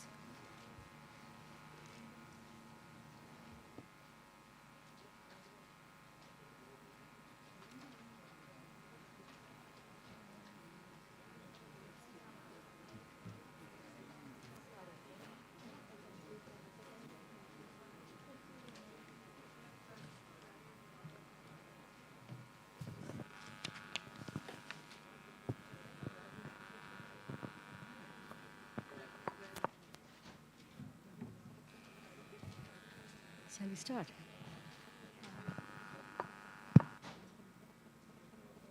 Good afternoon and thank you.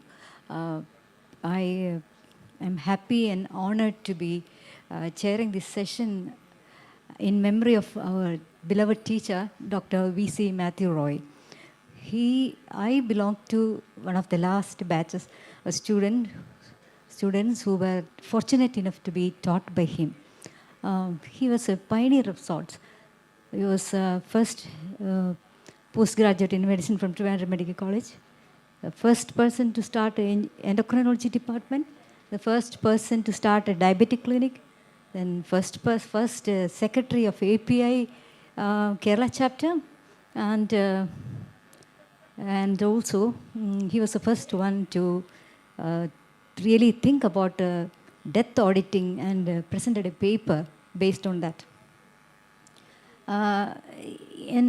In addition to that, he was a ready reckoner. We could always ask him about rare disorders and syndromes and metabolic disorders. An astute clinician.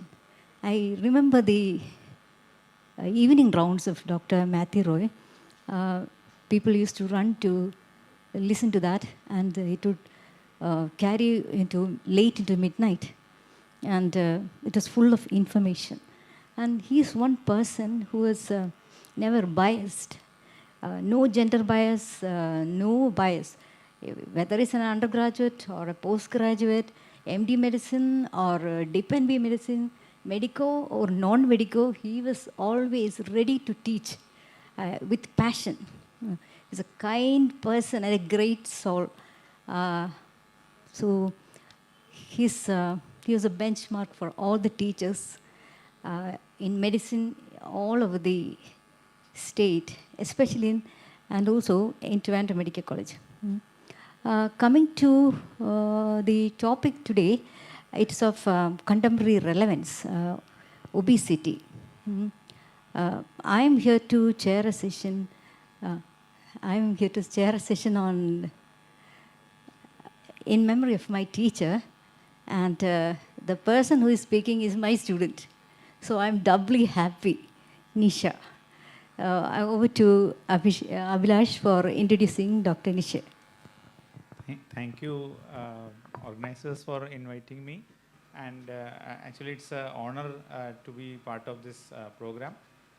Again, the session which I have been invited is also so apt because it is P.C. Matthew Roy sir who started the department and created a post of lecturer in endocrinology, which later became an assistant professor post, and I am currently working in that. I got employment because of him. And now, regarding the topic, we are all facing this problem of obesity, which how to manage it. It's a real headache for each and every physician, and especially for us in endocrinology. To discuss the topic, we have Dr. Nisha Nigil Haroon, who is an assistant professor of endocrinology at the Northern Ontario School of Medicine. She is a consultant of the Scientific Advisory Council, and she is the recipient of clinical research fellow. She is a clinical research fellow of Women's College Research Institute, Toronto, and recipient of the PSI Graham Farquharson Knowledge Translation Fellowship, and also received the Early Investigator Award in Bone Health from USA. And she has also been selected for the 18th Fellows Forum of Metabolic Bone Diseases in USA, and member of the Journal Editorial Board of International Diabetes and Technology. And she also is very active in social issues relating to our medical graduates living abroad. And she's the co-chair of the annual convention of the Association of Medical Graduates, chairperson of AKMG, and president of the Association of Medical Graduates of Calicut origin in Canada. She is a regular speaker for many of our endocrine conferences in India and in Kerala. And we have also heard her previously in the TMC Alumni Association meetings online during the COVID period. Thank you, ma'am. Please. Thank you very much, Dr. Abhilash and Dr. Aruna Madam, for the kind introduction. And I think Dr. Matthew Thomas left. He's really my mentor and guru in the field of endocrinology. And it's a great honor to be presenting Dr. Roy's oration. And I would like to also thank Dr. John Panikar sir, Vasudevan Putti sir, Indu madam, Lakshmi madam, and everybody from the organizing committee for all their dedication towards the Alumni Association activities. Okay, before we the timer is already running. Anyway, so can we get a show of hands, please? How many of you in the audience have prescribed a weight loss medication? Okay, so we really have, I really have some data to present. And I think I just saw 4 or 5 hands. So moving on to the slides, most of what I'm presenting will be based on Obesity Canada Guidelines. It's a very famous established guidelines endorsed by various endocrine organizations worldwide. So I'll stick to Obesity Canada Guidelines, mostly evidence-based. And this is my disclosure. And objectives, so we still have barriers, and we did see my background slides. Actually, they were presented by Professor Thomas Matthew. He had, I guess, like 5 or 6 slides on obesity. So right now, we do have evidence-based therapeutics, so I'll be discussing those agents. And again, our current understanding is that obesity is a chronic, relapsing, multifactorial, and heterogeneous disease. So we'll come to the details of this. Heterogeneity, because we are seeing a heterogeneity in response to weight loss. No matter what intervention we do, this is still a challenge. And again, the cause is multifactorial, as in any disease. So genetic factors, environmental factors, so, and also adipogenic food, calorie-dense diet, which we already discussed this afternoon.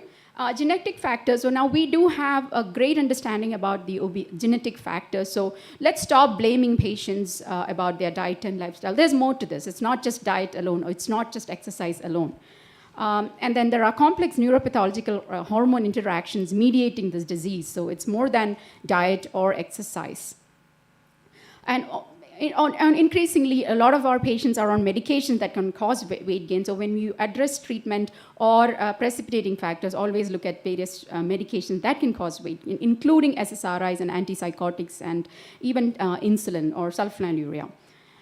Looking at Indian data, there are some studies looking at very high prevalence, not surprisingly. Initial data showing that more obesity in urban and educated individuals, but there is this projection coming out, published in PLOS One, saying that the obesity prevalence is exponentially rising. It's another pandemic in the making, which is already happening, and prevalence is exponentially rising, especially in rural residents and older older Indians, so given the lifespan extension. So, and we all know the metabolic and vascular complications of obesity, but this is one important aspect. There's a recent publication from 2022. Obesity has been attributed as a cause for preventable cancer. So if you look at smoking, alcohol, high BMI comes next, along with other occupational and environmental risk factors. But what are we doing in terms of managing this crisis? Often we ourselves are not educated or equipped. We don't have time to discuss the weight intervention. We just tell patients, go lose some weight, eat a healthy diet, and the conversation ends there. Several reasons, and sometimes we are also facing this crisis called therapeutic inertia. We don't discuss weight management with patients always. We have to come up with specific tailored weight management, and terminology also is very cautious because sometimes there's stigma and embarrassment from patient side. So we have to be cautious when discussing weight. And another crisis that we see is the significant amount of weight regain after any intervention. So I think Dr. Vinod Menon is going to talk about weight loss surgery. Again, I mentioned the barriers. We need to understand these things from patient perspective as well, and address the systemic barriers. Often we see patients are left to navigate a complex landscape of weight loss products and services. We traditionally tend to shy away from social media and are not influencers, but that space is taken up by all sorts of pseudoscience and other healthcare work, or I would say social media influencers, including celebrities propagating misinformation towards weight loss interventions. And they are often dealt with unrealistic and unsustainable weight loss goals. Again, there is new interest on identifying subtypes of obesity. This is interesting based on the satiety studies, hunger studies, and also gastric emptying studies. So this is why we understand more why a subset of patients do not respond to any kind of intervention, or certain patients respond to only a certain type of intervention. So now we have the ability to understand that subtype classification. Again, treatment is based on medical nutrition therapy, which we are all familiar through guidelines and also through WhatsApp forwards, and then pharmacotherapy, surgery, and physical activity. So I'm going to skip this slide in the interest of time. So there's a lot of advocacy going on to educate physicians and empower them with tools to advocate towards weight loss management. Coming to treatment, we have two aspects of this, weight loss and weight loss maintenance. First part is easy, and we need to have targeted therapies and non-pharmacological interventions that can lead to long-term reduction in calorie intake and long-term adherence to a healthy eating pattern.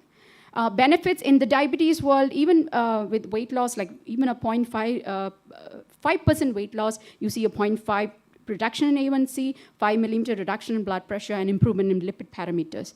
But if you look at, in general, up to 10% weight loss, we can prevent diabetes, prolong diabetes remission state, and also other metabolic parameters can be improved with weight loss. So cutoffs, we did discuss BMI just now, but remember, in South Asians, the cutoff is much lower. It's not 30, it's 27. And also, we have to look at waist circumference, because most of our patients are not obese. They are based on the BMI of 30. They are obese based on the BMI of 25 to 27 and about 27. So we have to look at different cutoffs. And waist circumference, make sure that we measure or encourage patients to check waist circumference at home so that we can follow these metrics. Now, looking at weight loss interventions, any intervention will work in combination, synergistically, so we have to have medication and lifestyle, plus combined intervention. We just need 5% for meaningful clinical outcomes, but up to 15 to 20% weight reduction can actually cause diabetes remission. Now we are talking about diabetes remission, not cure. So that is possible with the advancements in pharmacotherapy. So I'm going to skip this slide on medical nutrition therapy. Again, main problem is the maintenance of weight loss. So looking at pharmacotherapy, we now have a lot of agents that can alter the set point based on genetic and factors. So we can actually reset the set point. And with pharmacotherapy, patients are also able to adhere to lifestyle intervention. You tell an obese patient to go start a diet, it's not going to happen. They cannot exercise, they cannot walk. BMI is 40. So with pharmacotherapy, they have more energy, there is some weight loss happening, they're encouraged to do more exercise, and compliance with diet and physical activity will improve on pharmacotherapy. So that's an additional benefit. So these are the emerging agents. We are already using a couple of these agents in a big fashion, especially in North America. They are very popular weight loss agents now. There are other newer agents too. So I'm not going to the benefits. So we do have a better understanding of GLP-1 molecules as weight loss medications because they're very popular therapeutic options in diabetes. These are once weekly hormone injections being used very widely. I hardly prescribe insulin now. In fact, we are de-prescribing insulin because of the weight loss and glucose lowering effects of GLP-1 agents. And they have additional vascular protective effects on heart. This is independent of weight lowering and independent of glucose lowering. So you see direct effects on the heart. And this is the landscape of treatment of obesity drugs in the US. And we do see a specific drug called setmelanotide, which is for a genetic subvariant of obesity. That's an expensive modality. But in the general population, we are using liraglutide and semaglutide. It is a very popular option, and also naltrexone and bupropion, which is widely available here, I believe, bupropion. And then tirzepatide is a new kid on the block. So other agents in the pipeline, there are several agents being marketed. Obviously, almost 1 billion people in the planet are obese. So we do see a lot of money being pumped into obesity research these days. So I'm going to skip the comparative slides. So I'm going to specifically focus on GLP-1 agents. This is liraglutide or Saxenda, marketed as high-dose liraglutide, 3 milligram. Very potent once-daily medication for weight loss. We do see a good improvement in metabolic parameters, including fatty liver, histopathology resolution, and vascular benefits. But we do have better options now. Who wants to do a daily injection to lose weight? So we have a once-weekly GLP-1 agent, which is semaglutide, again, very popular drug in the diabetes world. The maximum dose is 1 milligram approved for diabetes management, but we are using a 2.4 milligram dose in another fancy name called Wegovy that's approved for weight loss in adults and also pediatric obesity. I think the age cutoff is 12. That's another emerging population crisis, pediatric obesity. So semaglutide once weekly, again, proven weight loss, and proportionately more patients are able to achieve that weight loss goals on semaglutide. And then there have been head-to-head trials comparing all these agents, and out of all the available GLP-1 agents, now semaglutide is more potent, and it's once weekly. Similar tolerability, of course, we often, and if we see patients having exaggerated GI side effects, often I send them for a GI evaluation. And this is not just the drug. Maybe they have hiatus hernia, maybe they have esophagitis. And sometimes a GI evaluation will certainly reassure, and then you can ask the patient to go back on the medication. Don't be discouraged with the GI side effects. Do slow titration. And once we do that, there is better GI tolerability to these medications. So again, all of these drugs have maximum efficacy when used in tandem with intensive behavioral therapy, and the adherence to intensive measures is more on treatment. So we do see combined effect. That's additive for sure. And this is the percentage change. And as I mentioned, proportionately more patients are able to lower the A1C, de-escalate treatment with other agents. I have a lot of patients on monotherapy with semaglutide, managing their diabetes and weight long-term. And we do have long-term safety data. And again, as additional benefit, we do see significant cardiovascular benefits from these agents, including liraglutide and semaglutide. There have been head-to-head trials across the board. We have dulaglutide and also another agent coming up soon. So these are the cardiovascular outcome trials, all showing tremendous cardiovascular risk lowering. This is in addition to other medications, including diabetes medications and statin. Again, another crisis is fatty liver and non-alcoholic fatty liver cirrhosis. So there is a significant histopathological resolution of pathology if initiated early, not when the patient is cirrhotic. So there are weight loss benefits and direct benefits of the drug on NASH. So practice points, liraglutide and semaglutide are currently the two GLP-1 agents approved, and higher dosing is needed for non-diabetic weight loss management. So of course there is a higher incidence of GI side effect, which can be tackled easily with appropriate counseling. Now coming to the second popular agent, this is a therapeutic combination of naltrexone and bupropion. Again, works mainly in the central nervous system. I'm not going to the mechanism of action. Slow titration, again, start with 1 tablet, and then final dosing will be over 4 to 6 weeks. You can do a target dose of 2 tablets twice a day. Very efficient for weight loss, and especially when the patient also has mood disorder, perimenopausal women, postmenopausal women, this is a good option. And also for patients with eating disorder, binge eating, this is indeed a good option as a weight loss option. And if we don't have the combination, we are also using these medications separately. So you prescribe bupropion separately and naltrexone, so that way the cost, high cost can be mitigated. So that's one option, and again, significant amount of sustained weight loss. So this is trial data, but in real world, we do see more weight loss and good appetite suppression as well. One thing we are also trying to understand is that whether you do GLP-1 treatment for 1 or 2 years, patient cannot afford, or patient has achieved a lot of weight loss, and how do we maintain that? Maybe use one of these agents, maybe 1 or 2 tablets of bupropion naltrexone combination. So this is something we are trying to understand whether that will work long term. A lot of our patients are on SSRIs and other mood pills anyway, so this might be a combination. A sequential treatment is something that we are interested and we are now looking at. And bupropion definitely has a propensity to cause seizures, so we have to look for drug interactions, and also contraindicated when the patient is on opioids. So again, generally good tolerability from real world experience. Mostly patients are able to tolerate these drugs, and also with the weight loss, we can lower the burden of polypharmacy. So that is trial data, again, particularly important in patients with binge eating and other, as I mentioned earlier, there are some subtypes of obesity patients who might particularly benefit from these sort of selective interventions. Another new drug is a once-weekly human amylin analog. This has now been studied in combination with semaglutide, again, once-weekly intervention, so multimodal approach using 2 therapeutic agents once a week. Again, really good. And interestingly, even though the GLP-1 dose is higher, GI tolerability is pretty much comparable, so that's encouraging. We do expect that, when the dose is higher, maybe there's more GI side effect, but that's not the case. The good GI tolerability or stable, depending on how well you titrate it. And then tirzepatide is the latest drug. I think we're going to start using this drug from next year. Double weight loss and double A1C lowering, and we are seeing graphs that are touching 0 in terms of reversibility. This is a very potent anti-diabetic drug to be available soon, marketed by Eli Lilly. So it's a dual incretin agent, GLP-1 GIP agonist, and other triple agonists are also being studied. And this is the trial data from tirzepatide, the dual agent. Trial data is now published. So we do see, in comparison to semaglutide, we are seeing double weight loss, as I mentioned. And this is a meta-analysis comparing the efficacy of various weight loss drugs.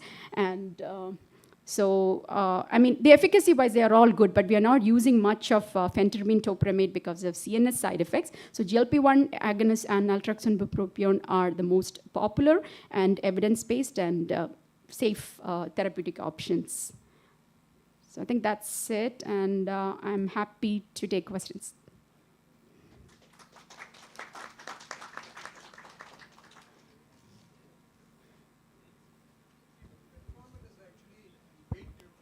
Yes. Oh.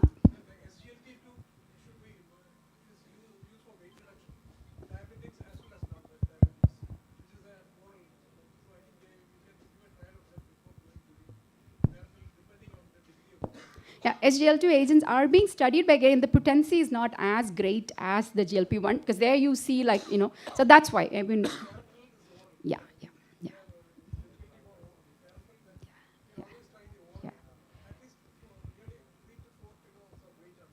But that's mostly in diabetes, sir, because in the glycosuric action is also because you're losing calories through that altered threshold point. So we don't know if we will see the same amount of weight loss in non-diabetic, because in diabetes, the glycosuric threshold is different, and the SGLT inhibitor is actually altering that threshold. So we may not see that amount of weight loss in a non-diabetic individual. We don't know. I mean, that's probably, I mean, it is definitely an adjunct treatment for sure, like even in individuals with pre-diabetes, like you said, metformin and SGLT2. Yeah.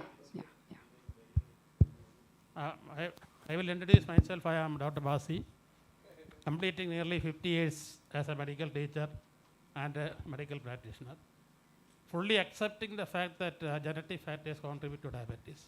I would like to mention a few points. One, when I was a student in the school, in my village, there is a lot of contact with all the public there, walking every day.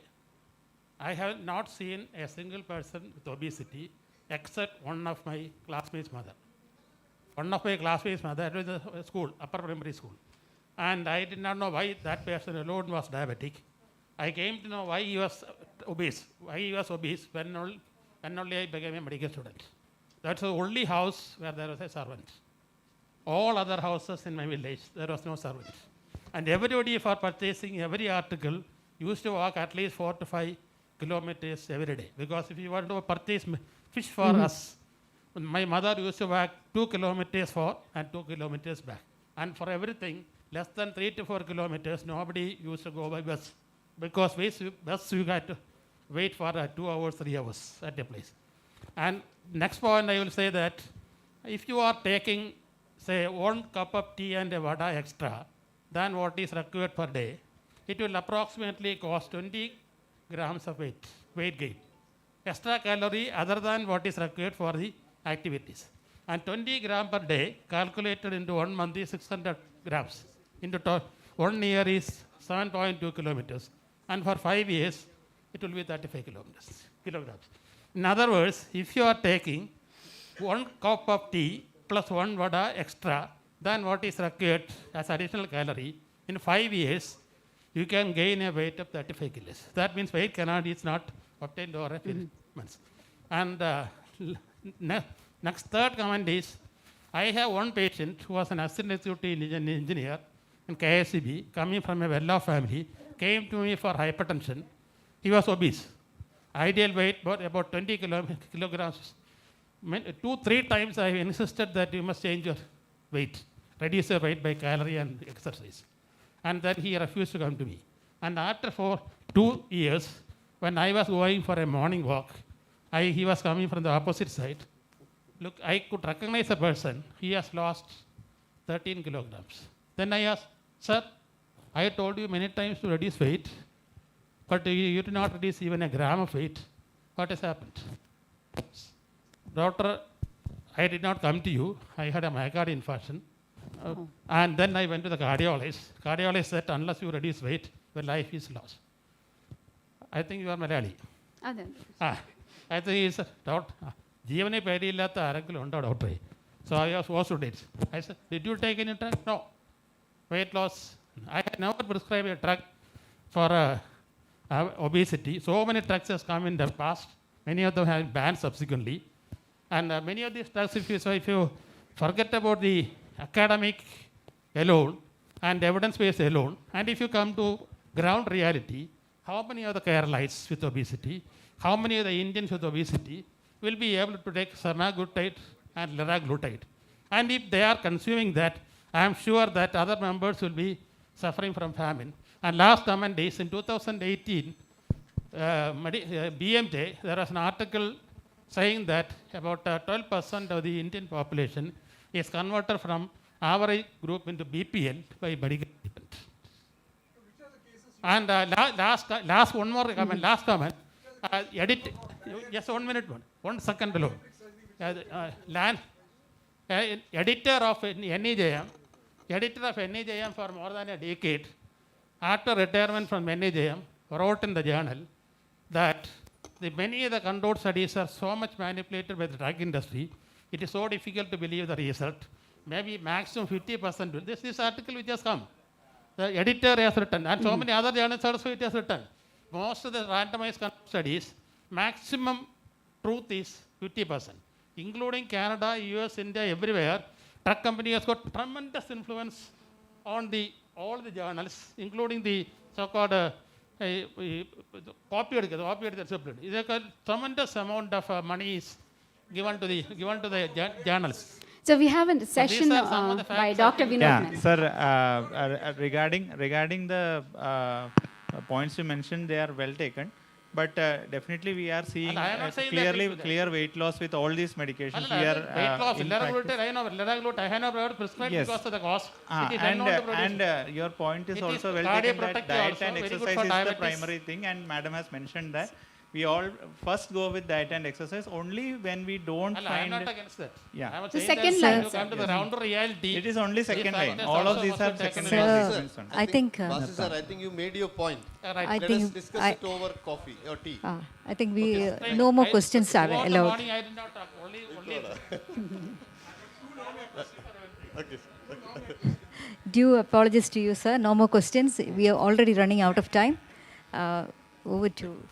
So when the Trivandrum Medical College Alumni Association searched for a name to name its medical academy for knowledge transfer, we reached a decision very early. It can be and it should be Professor V.C. Matthew Roy. So we have the V.C. Matthew Roy Medical Academy, which conducted all the 15 webinars during our COVID time. Yes. Thank you. Thank you, Nisha madam, for that excellent presentation. We request the chairpersons to hand over a token of appreciation to the speaker, Dr. Nisha Nijal Haroon.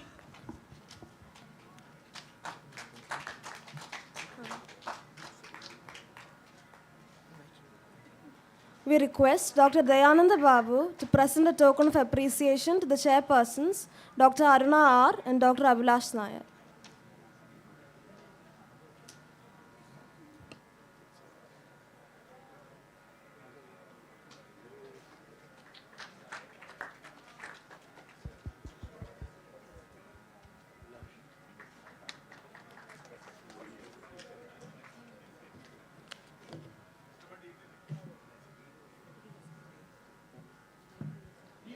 The last session of the day is the Professor M.A. Akbar session. The chairs are the last but one. The chairs of this event are Dr. K.P. Haridas and Dr. Ajay Kumar. I request the chairs to take the stage. Thank you.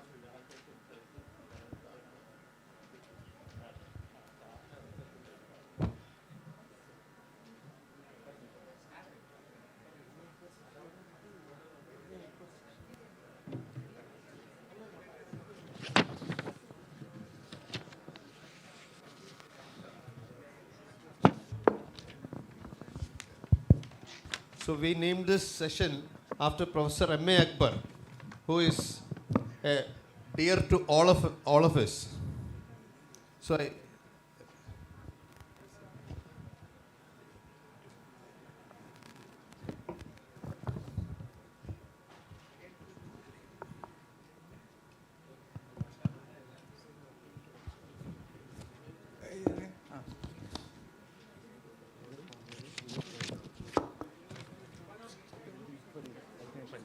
Do you expect me to talk something about Dr. Akbar?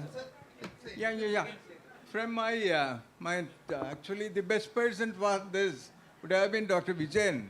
He's his classmate, but he has been one of my close friends and also colleague in the Calicut Medical College. I joined in 1962, he joined in 1963. And in the surgical department as professors, he was just senior to me actually in PSC. So he became senior.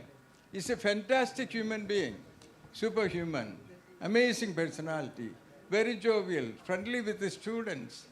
He has contributed several things in the sense, he has written a book on surgery, and he has been a good teacher, and very touchy, very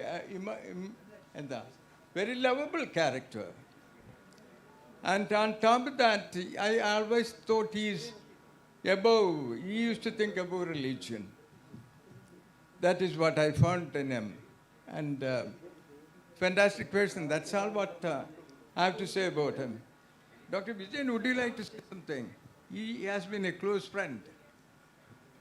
Do we have this? Okay, fine. Let us now start off with Dr. Vinod, actually. I wouldn't say Mr. Vinod, FRCS, MS FRCS, and it's a privilege to chair this session. And about him, actually, his uncle, Dr. Madhumohan, I don't know whether he's here, he's a very close friend of mine, and your father was my teacher, and MEP, your uncle, is MEP is your uncle as well? Yes, he is my classmate, and so many connections. Surgeons are two types, in fact. There are some surgeons are born, some are trained. He is a born surgeon. That he has shown, and he has become one of the top surgeons in England. He is a clinical professor in the University of UHL, that is Warwick. University College, Coventry and Warwickshire. Yes, Warwickshire. I'm not reading. In fact, that will take more time. So I leave him free, actually. In fact, I asked Dr. Vasudevan as well as Dr. Panikar, why not you give an opportunity for me to talk about obesity and metabolic surgery? I said, next time. First time, Dr. Vinod, next time for me. So I'll be talking about my obesity treatment, surgical treatment.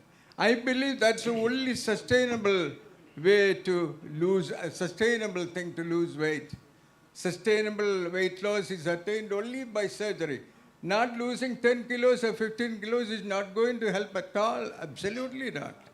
And you know the status in Kerala, 20% of the population, or 25 to almost 25% of the population, 1 in 4, 1 in 5 definitely is overweight or obese. We have 1.5 billion people obese in the world, either overweight or obese. We can divide half-half. Out of the 7.5 billion, we have to be very careful. This has to be taken as a separate specialty, as a single specialty, like cardiology and cardiac surgery. And we are ignoring, physicians and surgeons, everybody is ignoring. We are not aware of what is happening in Kerala. And I see quite a lot of them. In fact, and also about diabetes. The Indian average diabetes is 8%. In Kerala, it is 20%, 25%, 20 to 25%. Same case with obesity. So there is something to go with obesity. Diabetes, that is obesity. Obesity is the main cause of diabetes in our country, any country for that matter. With these few words, I'll stop and hand over to Dr. Yeah, over to Dr. Vinod Menon. No, I'll be talking later. Thank you. Please carry on. Yeah, thank you. Good afternoon, respected chairpersons. Professor Haridas is my teacher, and Ajay Kumar, Professor Ajay Kumar is my good friend and colleague. I'm not naming any of my teachers because I'll miss somebody, but I cannot just not mention Professor Ramushan Nair, who's taught me the art and science of surgery, and amongst them there are several others, ladies and gentlemen. It's a proud privilege to be here today. This institution is special to me. I was born here, I qualified as a doctor, and I trained as a surgeon here. My father, late Professor M.R.S. Menon, worked his entire working life here. He took his last breath here. So this place is really special to me. And my mother and my wife were my fans and my critics. They're both here today. It's the first time in my life they're both here at the same time. So it's a special day for me. And also this session is dedicated to Professor Akbar, who was my teacher, and I learned a lot from him. And there's one thing I especially learned from him is to interpret plain x-rays. Those were the days when we did not have free access to CT scans, but he took us there's a weekly evening radiology class. So my humble respects to Akbar sir too. Nisha did a fantastic talk on the medical management of obesity. It's a complex problem. And I think this is not the Football League of Nations, it's a league of overweight nations. And no particular country can take pride apart from maybe Korea and Japan. Obesity is associated with multiple comorbidities. I'm not going to list them all. There's plenty out there. And what's more important is we've just gone through the COVID pandemic, and there's a well-established relationship between obesity, diabetes, COVID-19, and mortality. And if you look at cancers, and Nisha touched upon this, and I'll show a slide a bit later on. So this affects every single system.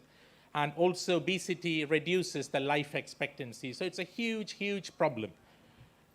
We talked about genetic dyes, and this particular paper in PLOS Genetics a couple of years back, the genetic dyes is really supportive of thinner patients because they have very few genetic variants that make them becoming overweight. And people with obesity have an increased number of genetic variants. So there's something about how we are born, where we are born, and our genetics.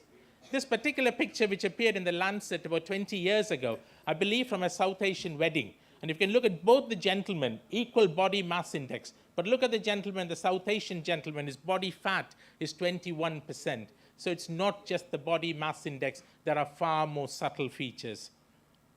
The gastrointestinal tract has always been mentioned as a mediator. There are lots of signals. If you look through the stomach, the pancreas, the colon, the 3 bits of the small bowel, they produce a lot of hormones and enzymes which affect the glucose and energy homeostasis, manifesting as obesity and increased body mass index.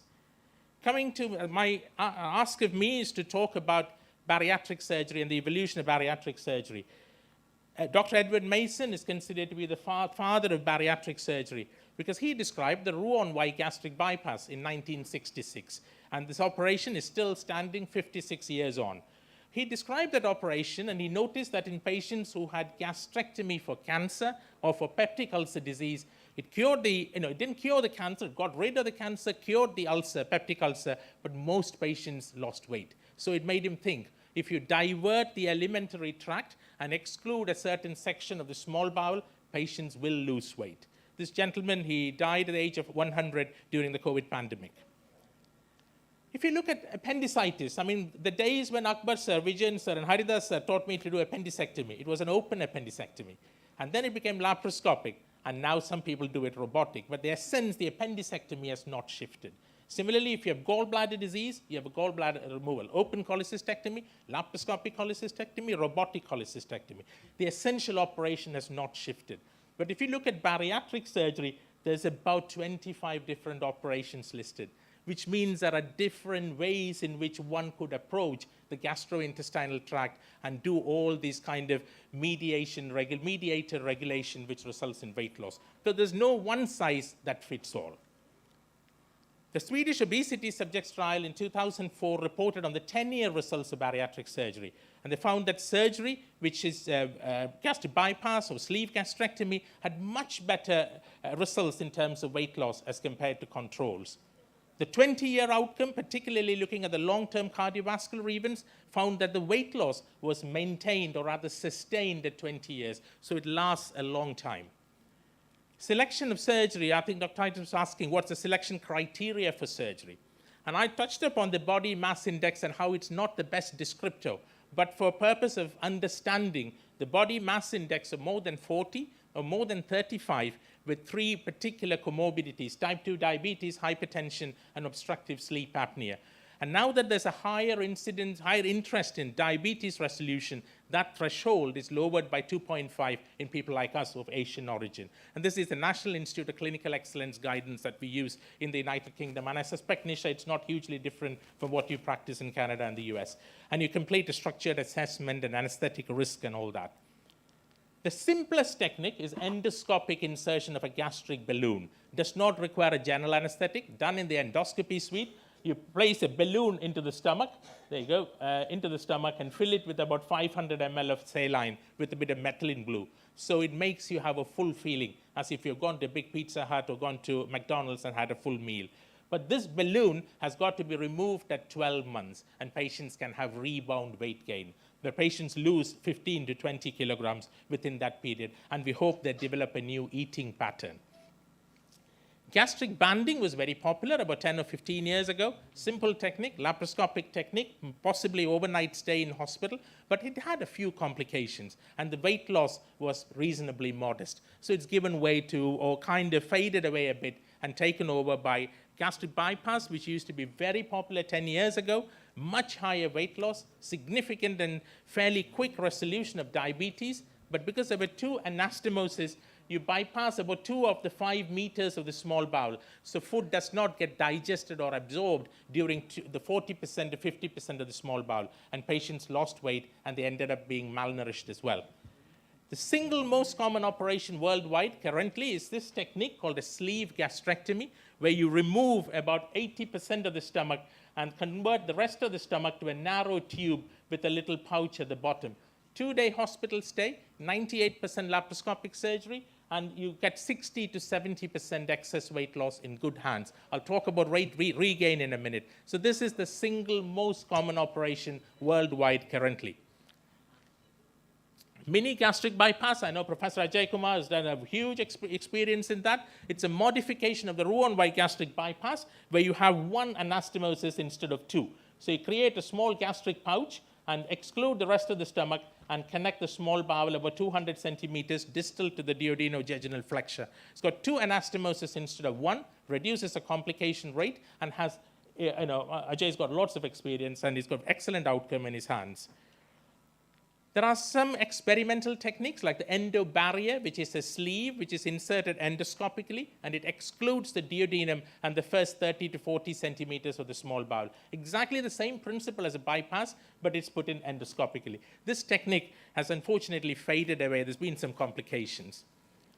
Just for completion's sake, there's a technique called gastric plication, where you plicate the stomach. Stomach becomes exactly similar to a sleeve gastrectomy, but you don't remove it. You stitch the stomach, like inverting the stomach. The danger is these patients could develop a gastric cancer and go unrecognized. So it's not used that much. There are some centers that use it.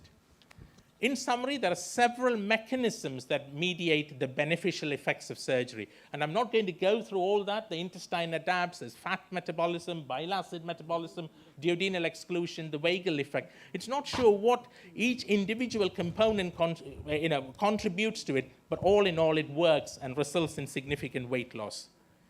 This particular slide is relevant to each and every one of you in the audience. I know even to, Najib talked fantastically well about, cardiovascular risk factors. Ali Aminian from the Cleveland Clinic published this in JAMA. If you look at all-cause mortality, that's controls, that's bariatric and metabolic surgery. There's a significant reduction. The same thing applies for coronary artery disease, for heart failure.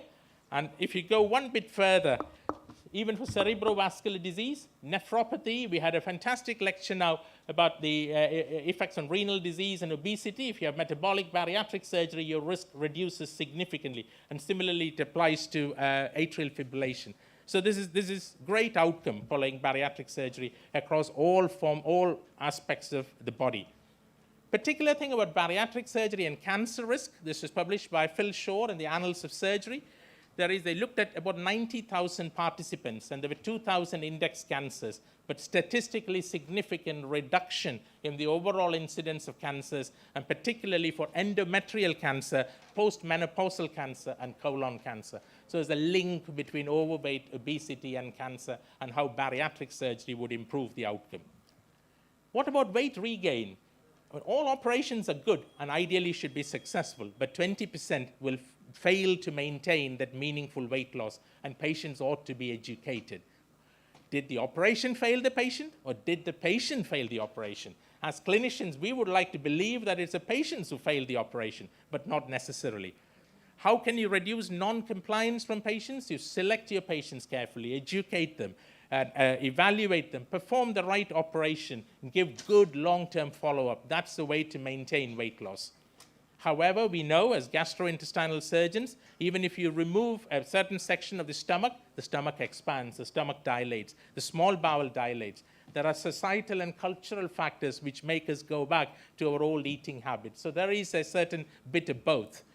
And we all use medications for our patients, prescribed medications, antipsychotics, antidepressants, steroids, antiepileptics, antihistamines. All these contribute to weight regain.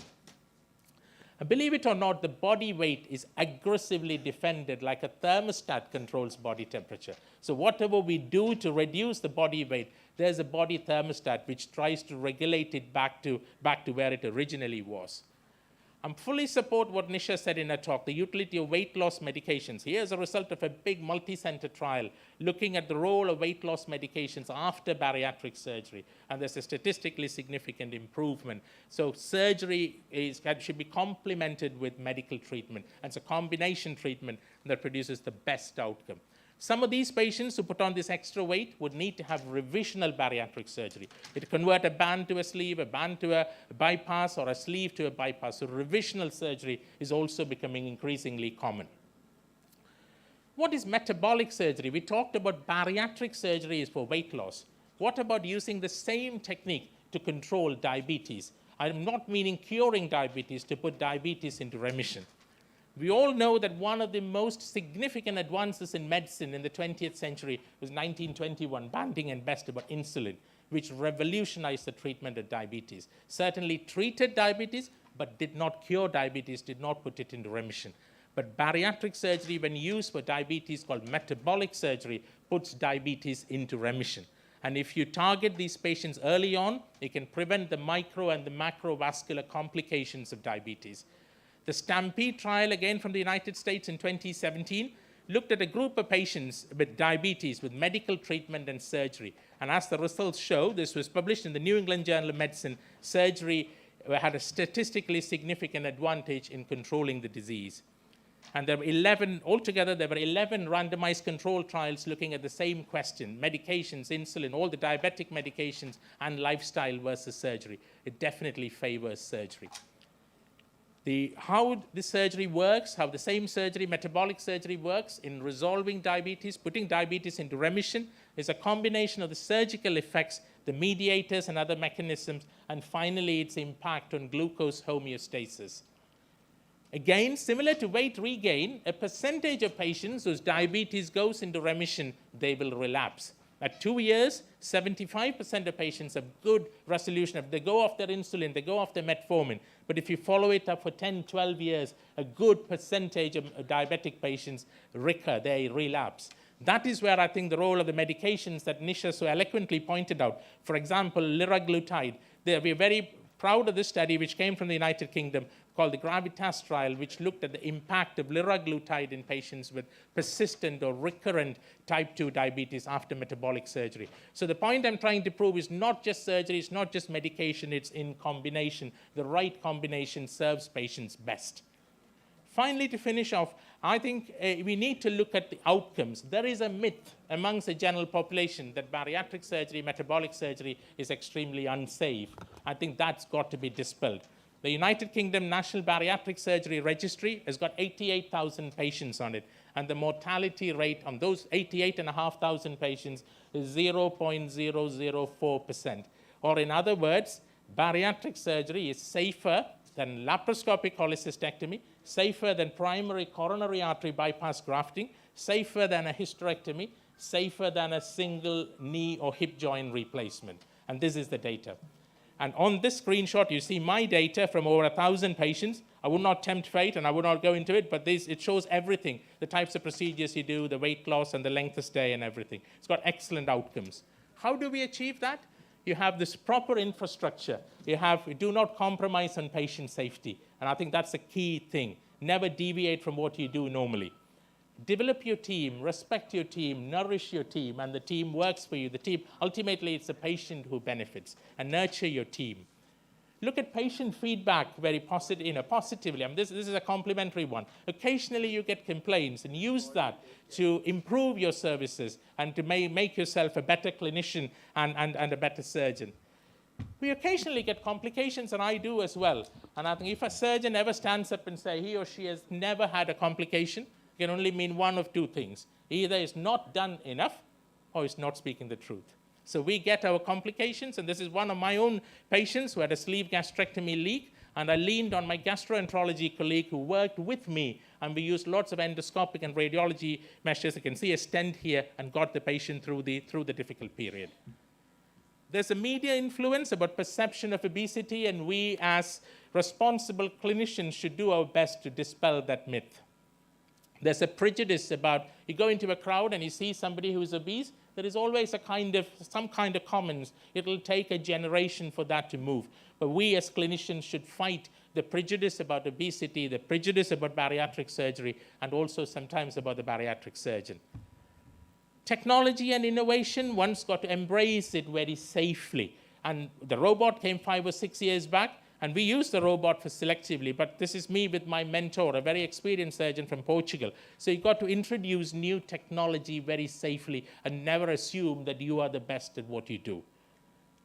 I came here yesterday and the first talk I heard was from a psychiatric colleague who talked about work-life balance. And as surgeons or as clinicians, we have a finite life span as a working clinician. It could be 20 years, it could be 25 years. But never forget your wife, your mother, your children. Because at the age, but it comes the stage when you've got to lay down your tools. And you should never sit back and think. I'm not for a moment saying I've done it best, but you've got to think about it as you progress in your career. So to close off, the future of bariatric and metabolic surgery, these are my thoughts. There's going to be an exponential increase in numbers. The problem is increasing. It's a real pandemic. And we should have a united front against prejudice for both media and social campaigns. If you're a complete surgeon, you should have the whole armamentarium, should be able to offer almost every operation. The safety profile is excellent. And there is no other operation, be it coronary artery bypass grafting, be it brain surgery, no other surgery will attack or target 3 or 4 comorbidities in one stroke. So this is the beauty of this surgery. Patients got to be fully involved in decision-making, teaching, training, research, and innovation. Standardize the procedure, enrich your teams, and do everybody to do the same thing. And once again, a focus on outcomes reporting, because there's to dispel the myth of high complication rate. And I would leave you with those final thoughts. Thank you.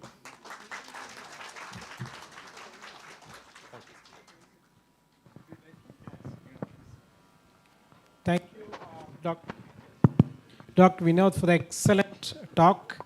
I am really proud to chair the session, and 1 minute at the introduction time I could not talk. So I'm really humbled and honored to chair this session. And Akbar sir was like a father figure for me.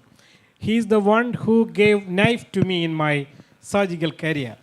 It was on a final year. I was a final year student. It was a strike day. PGs and house surgeons were not there. We were only there to help sir. So from that day onwards, I was so close to him.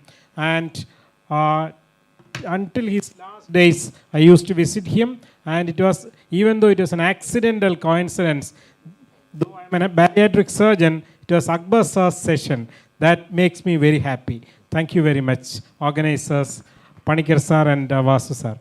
And one question for you, for the benefit of the surgeons in India. Among the various procedures, which one you find suitable for South Indians? We have 3 popular procedures in Kerala. Yeah. Sleeve, MGB, RYGB. Yeah. Okay. It's a good question, Ajay. And I think I would even take away the South Indian aspect of that question. Of those 3 procedures, no operation is simple. Every operation's got its small tips and tricks. And I think there's no doubt that of the 3, the Roux-en-Y gastric bypass is probably the most complex, because it's got it's got potential for more complications, more malnutrition, and also the technique of 2 anastomosis. The sleeve gastrectomy people perceive as a more simple procedure, but you have 6 or 7 long firings of the stapler. And if you're not very good at firing them, or if the patient fails the operation, then the consequences can be disastrous. The single anastomosis gastric bypass, and I know that you're a real master at that, is a great operation, because it combines the benefit of both procedures. It's got a single anastomosis. You're not doing you're creating a very safe pouch of stomach.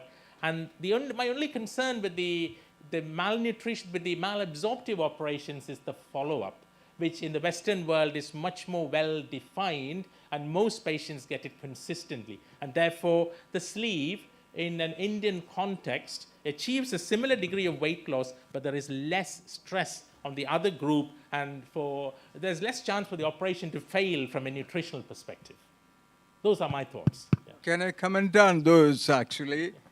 There are 2 procedures only I do. That is, the common thing is mini gastric bypass for the last 10 years. This started by Rutledge in 97, but taken up later on. I've been doing it for 10 years. Diabetic remission, obesity with diabetes, mini gastric bypass. Obesity surgery, when you say bariatric surgery, it is weight loss surgery. If you have to cure diabetes, you have to do a bypass of the intestine. because the nutrient chyme reaches the lower ileum faster, so that GLP will be stimulated, and thereby there is stimulation of insulin. So I have almost 120 patients with mini gastric bypass, and 80% of them are cured of diabetes. They have not come back. That is my favorite operation, and that is being commonly done in India mostly. And this is coming down. Sleeve gastrectomy is on the whole coming down, isn't it? Yes, sir. Even though I am doing MGB, sleeve is the most common procedure in India. The problem with sleeve is weight regain is more, complications are more. Absolutely, and also ruined by gastric bypass. 10 years you can wait because MGB, as Vinod said, you need strict follow-up. Otherwise, patient will land up in malnutrition. So we have to have a selection of procedures, not a single procedure. Yeah, that's the most important thing. And one of the surgeons in Kerala, Dr. Ismail, Mohammed Ismail, he has more than 1,000 odd cases of MGB. Do you know him? I know. Yeah, okay. Yeah, that's right. So any questions from the floor?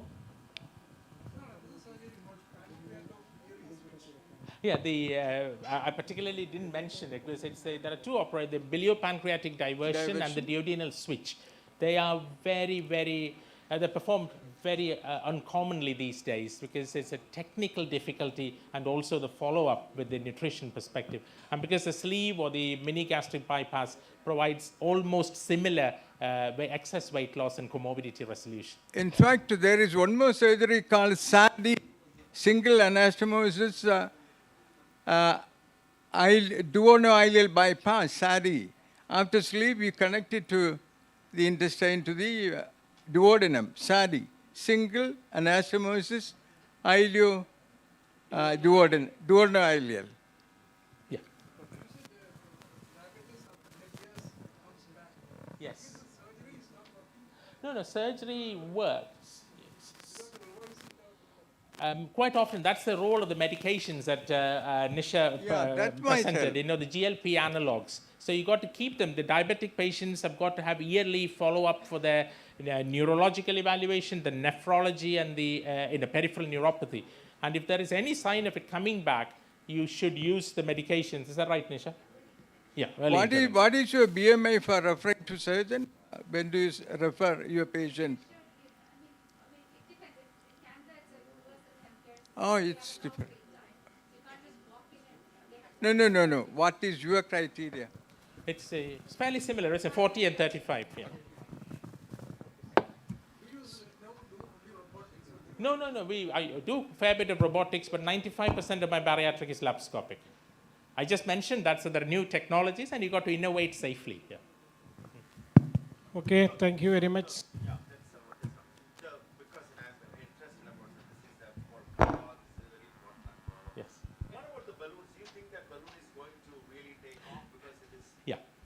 Excellent. Balloon's really going to take off, Najib. The two reasons. One is the indication for balloon. It's from BMI, at least in the UK, from 27 to 35. Those patients will not fit the criteria for any formal surgery. And also the super obese patient, somebody's got a BMI of 70. And if they have a balloon for 12 months, they will drop their BMI by 12 to 15 points and make them a much better surgical candidate. And in fact, we are taking those with BMI 32, even 31, with diabetes for mini gastric bypass. No, I think the balloon is, because, and also I've done 3 or 4 patients put balloons in before they went on to have live-related kidney transplants. So they have a certain threshold for the recipient to have that. So. Okay. Thank you.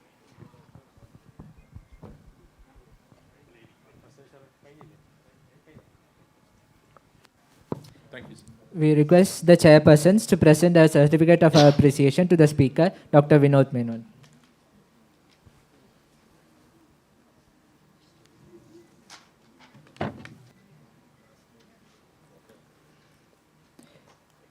We request Dr. K.N. Vijayan and Dr. We request Professor K.N. Vijay and Professor Shivashankaran to present.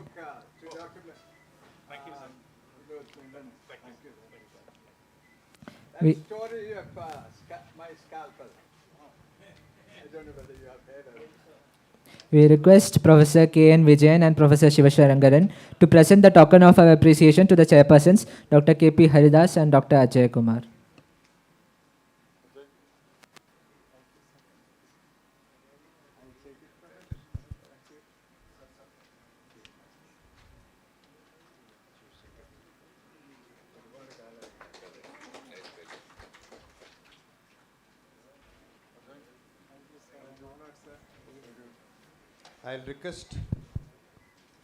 I'll request Professor M.K.C. Nair sir to present the Lifetime Achievement Award to Professor Haridas.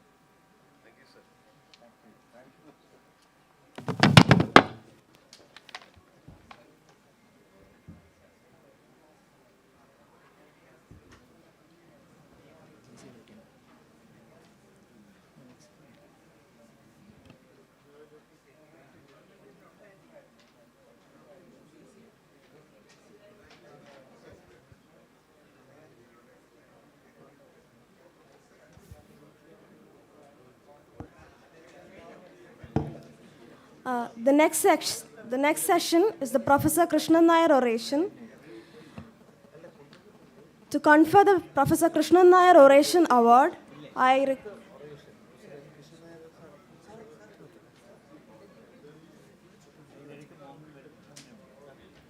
we call upon the chairpersons, Professor C.S. Madhu and Professor Chandra Mohan. Professor Krishnan Nair Oration Award has been conferred to Dr. Cherian Verghese.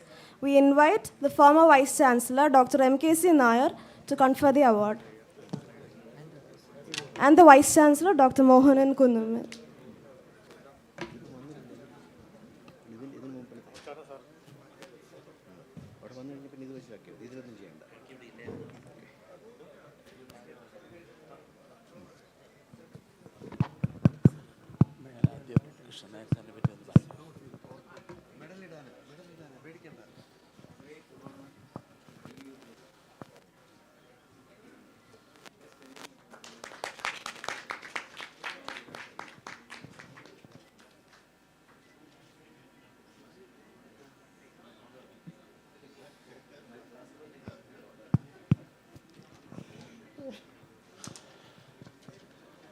Dear colleagues, first of all, I would like to thank the organizing committee for giving me opportunity to chair this session, which is in memoriam to my mentor and teacher, Professor Krishnan Nair sir.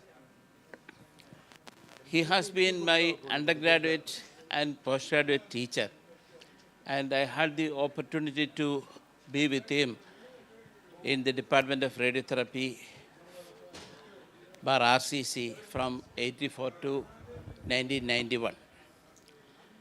And some of you may not know, the Department of Radiotherapy, actually the cancer department of Trivandrum Medical College, was situated in the ward number 11, 12, 13 of a Medical College Hospital, in a very pathetic condition, where there were a lot of really advanced cancer patients, and nobody used to care.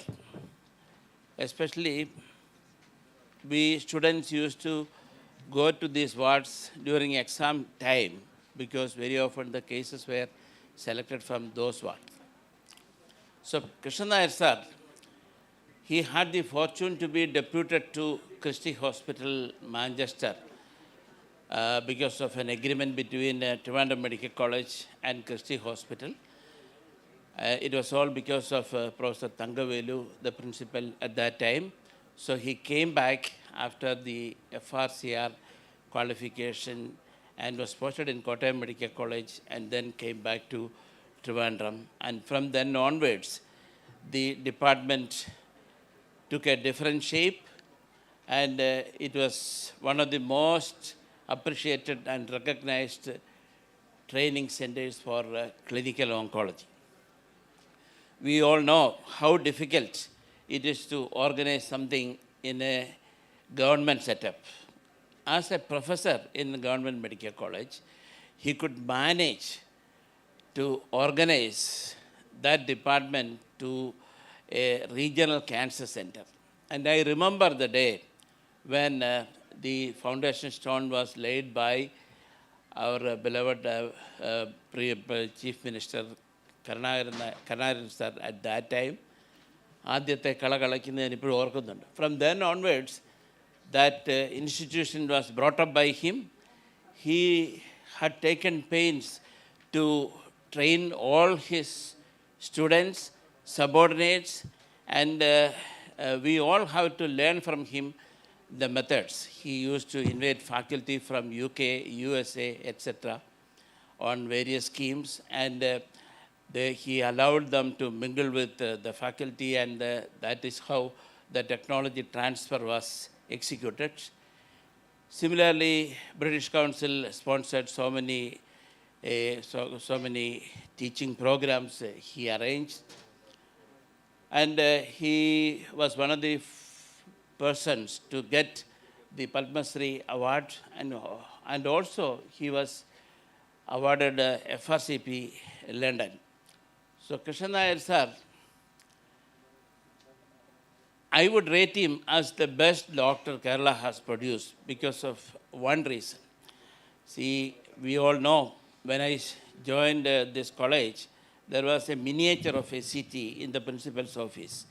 And with the able guidance of P.K.R. Vair sir and then Sambashivan sir, the institute was built and supervised by the engineering college faculty, and the big building came. And on a fine morning, Valiathan sir was given the honors of being the director of that institute. On the other hand, Krishna Nair sir built it from the scratches, and he organized it into one of the foremost cancer centers in the country. So he has a lot of publications. He brought up cancer research in Regional Cancer Center, the Pediatric Oncology for the first time in India, Community Oncology for the first time in India. He started the medical oncology and appointed Dr. V.P. Gangadharan. And above all, the greatest cancer surgeon probably India has produced, Dr. Thomas Cherian. He was appointed and he was sent to UK for training, and that's how the RCC came to what it is today. So I also have the great happiness in seeing my undergraduate junior, Cherian Varghese, to present this talk in memoriam to Professor Krishna Nair sir. Chandramohan, you want to? Okay. Thank you, Dr. Madhu and chairpersons. Good evening, my teachers, ladies and gentlemen. I think Dr. Madhu has given you a reasonably good idea of what I was trying to say. And I will dedicate this to Dr. M. Krishna Nair sir, and we'll call it Cancer Control Yesterday, Today, and Tomorrow. So, as we have heard already, even in the previous session, cancer control needs a wide range of options. And just to tell you, if you look at the life history of Dr. M. Krishna Nair sir, as has been briefly presented, it has been so significant that he could actually take on any topic, not just cancer. Even if it is obesity, I'm sure Dr. Krishna Nair sir would have spoken. But I think this is all what we need to remember about this person. He has set up the first modern, affordable cancer care center in Kerala's public sector. That is no joke. I've been across the world in WHO. There are very few cancer centers of this status across the world, actually. From these days, we always talk about our professors with the mnemonics of Dr. Joy Phillips, sir. So if I look at the mnemonics of M. Krishnanath, sir, he was always very kind. He's very resourceful. He is an extremely intelligent person who can actually understand quite complex theory very fast. He was very social. If you go to Trivandrum Club any day, you will see how social he is. He was always very happy, even in the midst of a lot of difficulties. If you go through RCC, you will hear his laughter and his smile. He is very nimble, he is adaptable, and he is nurturing, and that is Dr. M. Krishnanath, sir. So I just wanted to sort of say that how great he was as a human being. So I work at WHO, and we have just produced the WHO report on cancer, which is the latest report. And if you look at that, there is nothing new there. It still says formulate plans, fund priority cancer interventions, build capacity, develop a workforce, partner with communities, and strengthen information systems. This is what Krishnanath sir has done from 1980s. As Dr. Madhu has clearly said, he has worked ahead of his time. That is the most important thing. Krishnanath sir could see into the future almost. You see the Cancer Care for Life, and that is Dr. Ms. K.S. Chitra actually sitting there as a young girl there. Cancer Care for Life was such a fantastic insurance that he thought of. If you pay 100 rupees, you can get cancer treatment up to 50,000 rupees in RCC, and 50,000 rupees was a big amount at that time. With most of the epithelial cancers, that was quite feasible. Even now, how good is our Atmanirbhar Bharat with 5 lakhs rupees, we don't know. Because the markets have changed and the prescriptions have changed. But he had the vision to sort of bring in a cancer life insurance at that time, which is still working actually. The people who have contributed 100 rupees are still getting benefits out of that. Another important aspect is the way he actually sort of thought about all the various specialties. Who would think of appointing a dentist in a cancer center? Nobody. Who would think of appointing a palliative care program in a big hospital? Nobody. I go to various cancer hospitals, they are still scared of talking about palliative care. So people are still caught up in very narrow clinical sense of things, whereas Krishnanath sir could actually see it much broader. In fact, I wrote with sir this paper called Regional Cancer Center Trivandrum, a green park for epidemiological studies. That was the time when Mr. Vijayaraghavan was setting up the techno parks, and we were saying this is a park for epidemiological studies. I recently developed this, how to develop a cancer center with the WHO and the International Atomic Energy Agency, which was just published last year.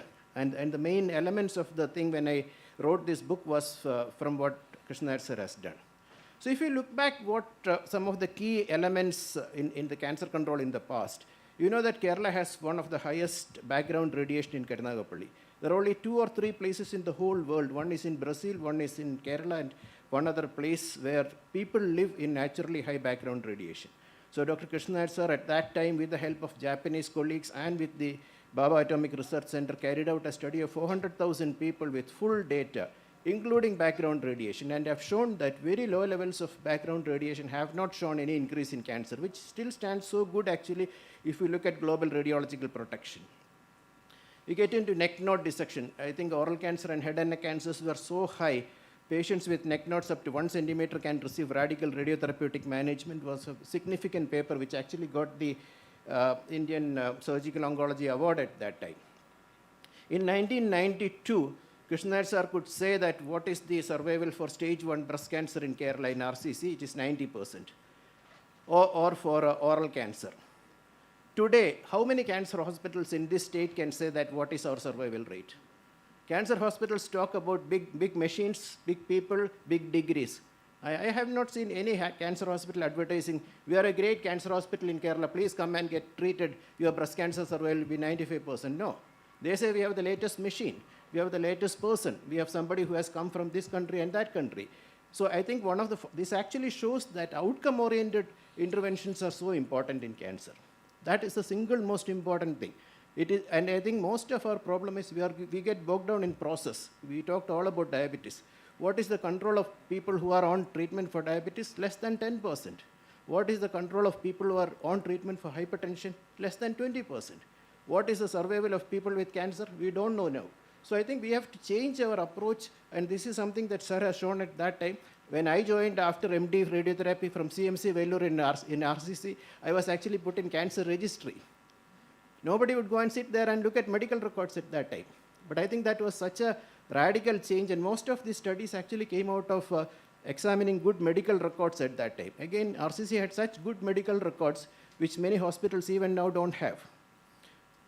This was my PhD thesis actually. We did the prevalence of human papilloma virus in Calcutta. This was one of the first studies we actually looked at, and about 5 to 6% was the prevalence, and the prevalence was persistent across age groups. If you see in high-income countries, the prevalence goes up to 20%, but it comes back. But it is the persistent HPV that leads to cervical cancer.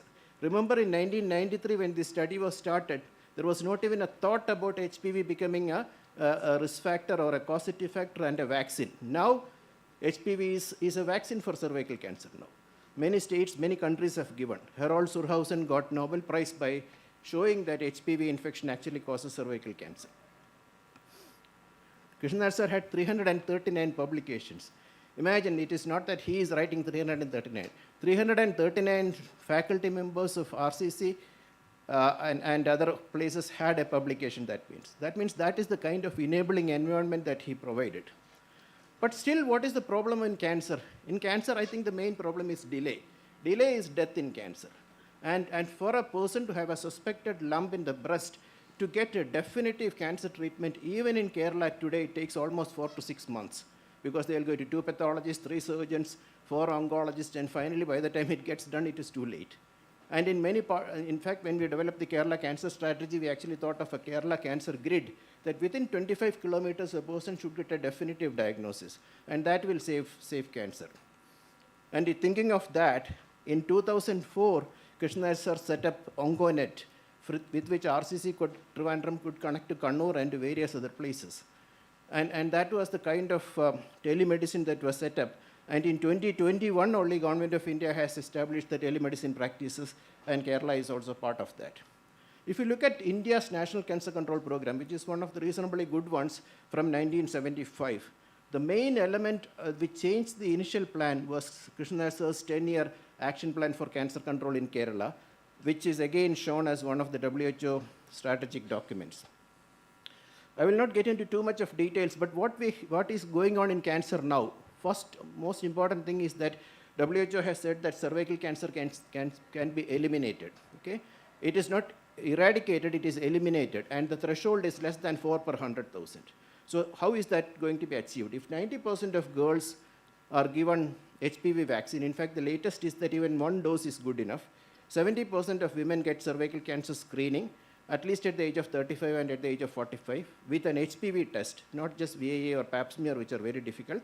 And 90% of such women and women with cancer get treated. Then we can bring down the incidence to 4 per 100,000. Trivandrum Cancer Registry has an incidence of 7 or 8 per 100,000, but I think across Kerala it will be much more than that. Plus our lifestyle and our sexual practices, everything is changing. So this is the right time for Kerala to introduce HPV vaccine. I think it is too late if you don't do it. I think Sikkim has, Punjab has, 2-3 other states in India has. Most other countries have already implemented that. So one of the major challenges, so by 2030, we should have a substantial reduction in cervical cancer, which is still one of the most common cancers in women in this part of the world. Breast cancer. Breast cancer is now overtaken as the single most important cancer, even higher than lung cancer across the world. Because of reduction in male smoking, lung cancer has gone down. And again, we really want to have an annual reduction of 2.5% in mortality from breast cancer, which mainly will attribute to early detection and good treatment. Again, cancer treatment has become a fashion of the day. Surgical oncologists, medical oncologists, all are there, but being in cancer for a long time, I can see that most hospitals treat cancer like fashion. What is the fashion today? So I treat it like this. And then 6 months later, somebody else will come and say something else. So I think a very systematic, thorough, protocol-based management with outcome assessment is still lacking, and this is something that Krishna has shown long back that it is possible. The other challenge is about screening. I think it is actually a misconception that everything can be screened and managed. Screening is good, but screening needs a lot of infrastructure and health system capacity to make sure that a woman who is screened is taken up to the logical conclusion of managing the precancerous lesion. Look at this breast cancer mortality curve from the US, 1950 to almost 1975. There is a rapid reduction in mortality incidence ratio. And then after that, after the introduction of mammography screening, there is not much reduction actually. In fact, if at all the reduction is there, that is actually due to tamoxifen, which came as an adjuvant therapy. And the last one that I wanted to mention about the global initiative for childhood cancer, where I think we should at least get a 60% survival for all childhood cancers, which I think again it is possible in Kerala. The current insights are all that you have heard, I think, yesterday about immunotherapy and microbiomes and DNA mutations, which I don't want to get into. And recently you heard that in one of the clinical trials of rectal cancer, all the participants were completely cured of cancer with immunotherapy. So maybe in 20-30 years, cancer will become a disease which still can be managed quite easily if you do a genome-wide analysis. Precision prevention is coming, but I just want to remind the audience that this is the life stages that we are familiar with, right? But is that the one? I would think these are the life stages. Our life stages are in bottles now, right? We start off with, instead of breast milk in artificial feeds, then it is in sugary bottles, then alcohol bottles and IV bottles. The problem is that there is a profit under every bottle. In fact, the fundamental failure of medicine, in my view, is that medicine has become a commodity for sale. And once it's an emotive disease like cancer, it is very easy to sell that. It is very easy to sell because it is such an emotive condition. So I think one has to really look at this. The latest paper from Lancet shows that still smoking, alcohol, high body mass index, unsafe sex, and high fasting plasma glucose, etc., are still the highest risk factors for cancer. So what do we think Kerala should do? I think certainly tobacco control should continue, and newer forms of tobacco is coming in. Alcohol is also a substantial cause of cancer. You can see adult colon and rectum cancer is increasing in Kerala. HPV vaccination is a sure shot and should be given to all girls in Kerala. Targeted screening, not just widespread erratic screening, targeted screening should be provided. Protocol-based management with seamless transition. I think a cancer patient is sent from left to right in this state. I think there should be a seamless transition between public, private, and various levels. Financial protection should be thought through because out-of-pocket expenditure is still very high. We also need cancer navigators so that the person actually gets appropriate treatment at the appropriate time, and a state-level cancer registry so that this all gets documented well. Finally, even with all the changes, I think a chat scan is better than a CAT scan. What's a chat scan? You just talk to the person. You chat with the person. I think communication is so critical in cancer, which is missing completely. Instead of high tech, actually it should be a low tech and a high touch therapy. You should actually be in touch with the family of the person with realistic goals and consider that quality is more important than quantity. So I'll stop there. A candle loses nothing by lighting another candle, and that is what Krishna sir has shown. So thank you, sir, and thank you, everyone. Thank you, Dr. Cherians. It was actually a befitting honor for the great oncologist, Dr. Krishna sir. So let me say some more things about cancer care in Kerala. At present, we should understand there is a paper which is published by Dundona et al. In, I think, in 18. And the Kerala and Meghalaya are the cancer capitals of the country. The maximum numbers of cancer are getting diagnosed here. And if you look at the cancer care treatment, cost of cancer treatment, and recently one of my relatives got diagnosed with breast cancer, early breast cancer, and with confidence she went to the nearest private hospitals where they discussed and explained the cost of the treatment. You know how much? It was 88 lakh rupees. The patient simply ran away and got treatment in a government hospital. So that's a kind of cost of the cancer which is happening nowadays. And if you think about the legacy of Krishna sir, as early as 1980s, he thought about standalone cancer care with the latest facilities, and it was, I think, one of the 4 centers in cancer, the best 4 centers in India, which one of was RCC. The other was Adayar, then Tata Memorial, Kidwai, and Ahmedabad. So, in 1980, he had a vision and he established a cancer care. But if you think now, how many standalone cancer care with all the facilities, with the multidisciplinary environment and all facilities are in Kerala, you don't see many. And now we can understand, even irrespective of the fact that RCC was established 30 years back, and even now, the major cancer care of Kerala is handled by RCC. There is something sad. If you think of any city in the country, Bangalore has at least 10 dedicated comprehensive cancer care centers in private sector. And Delhi has 20. And in Kerala, So you think about site-specific management of clinic cancers. Where is it happening? In RCC, we some sort of do it with a limited staff strength. But if you think about it, if you need to have a pure breast oncosurgeon and oncoplastic surgeon, is it available in Kerala? No. So it's very shameful for us to look at the pathetic and situation now. And I think Krishna sir should have lived long, so that he could have created many more hospitals in Kerala. And nobody could emulate what he did, or even 100% what he did in cancer care. Really, we're really sad to say that. And I hope that this kind of discussions, thought process should evoke newer and newer ideas, and cancer care in India and Kerala should improve. Thank you very much. Thank you, sir. We humbly request Dr. Y.A. Nazar to hand over a token of appreciation to the chairpersons, Dr. C.S. Madhu and Dr. Chandra Mohan.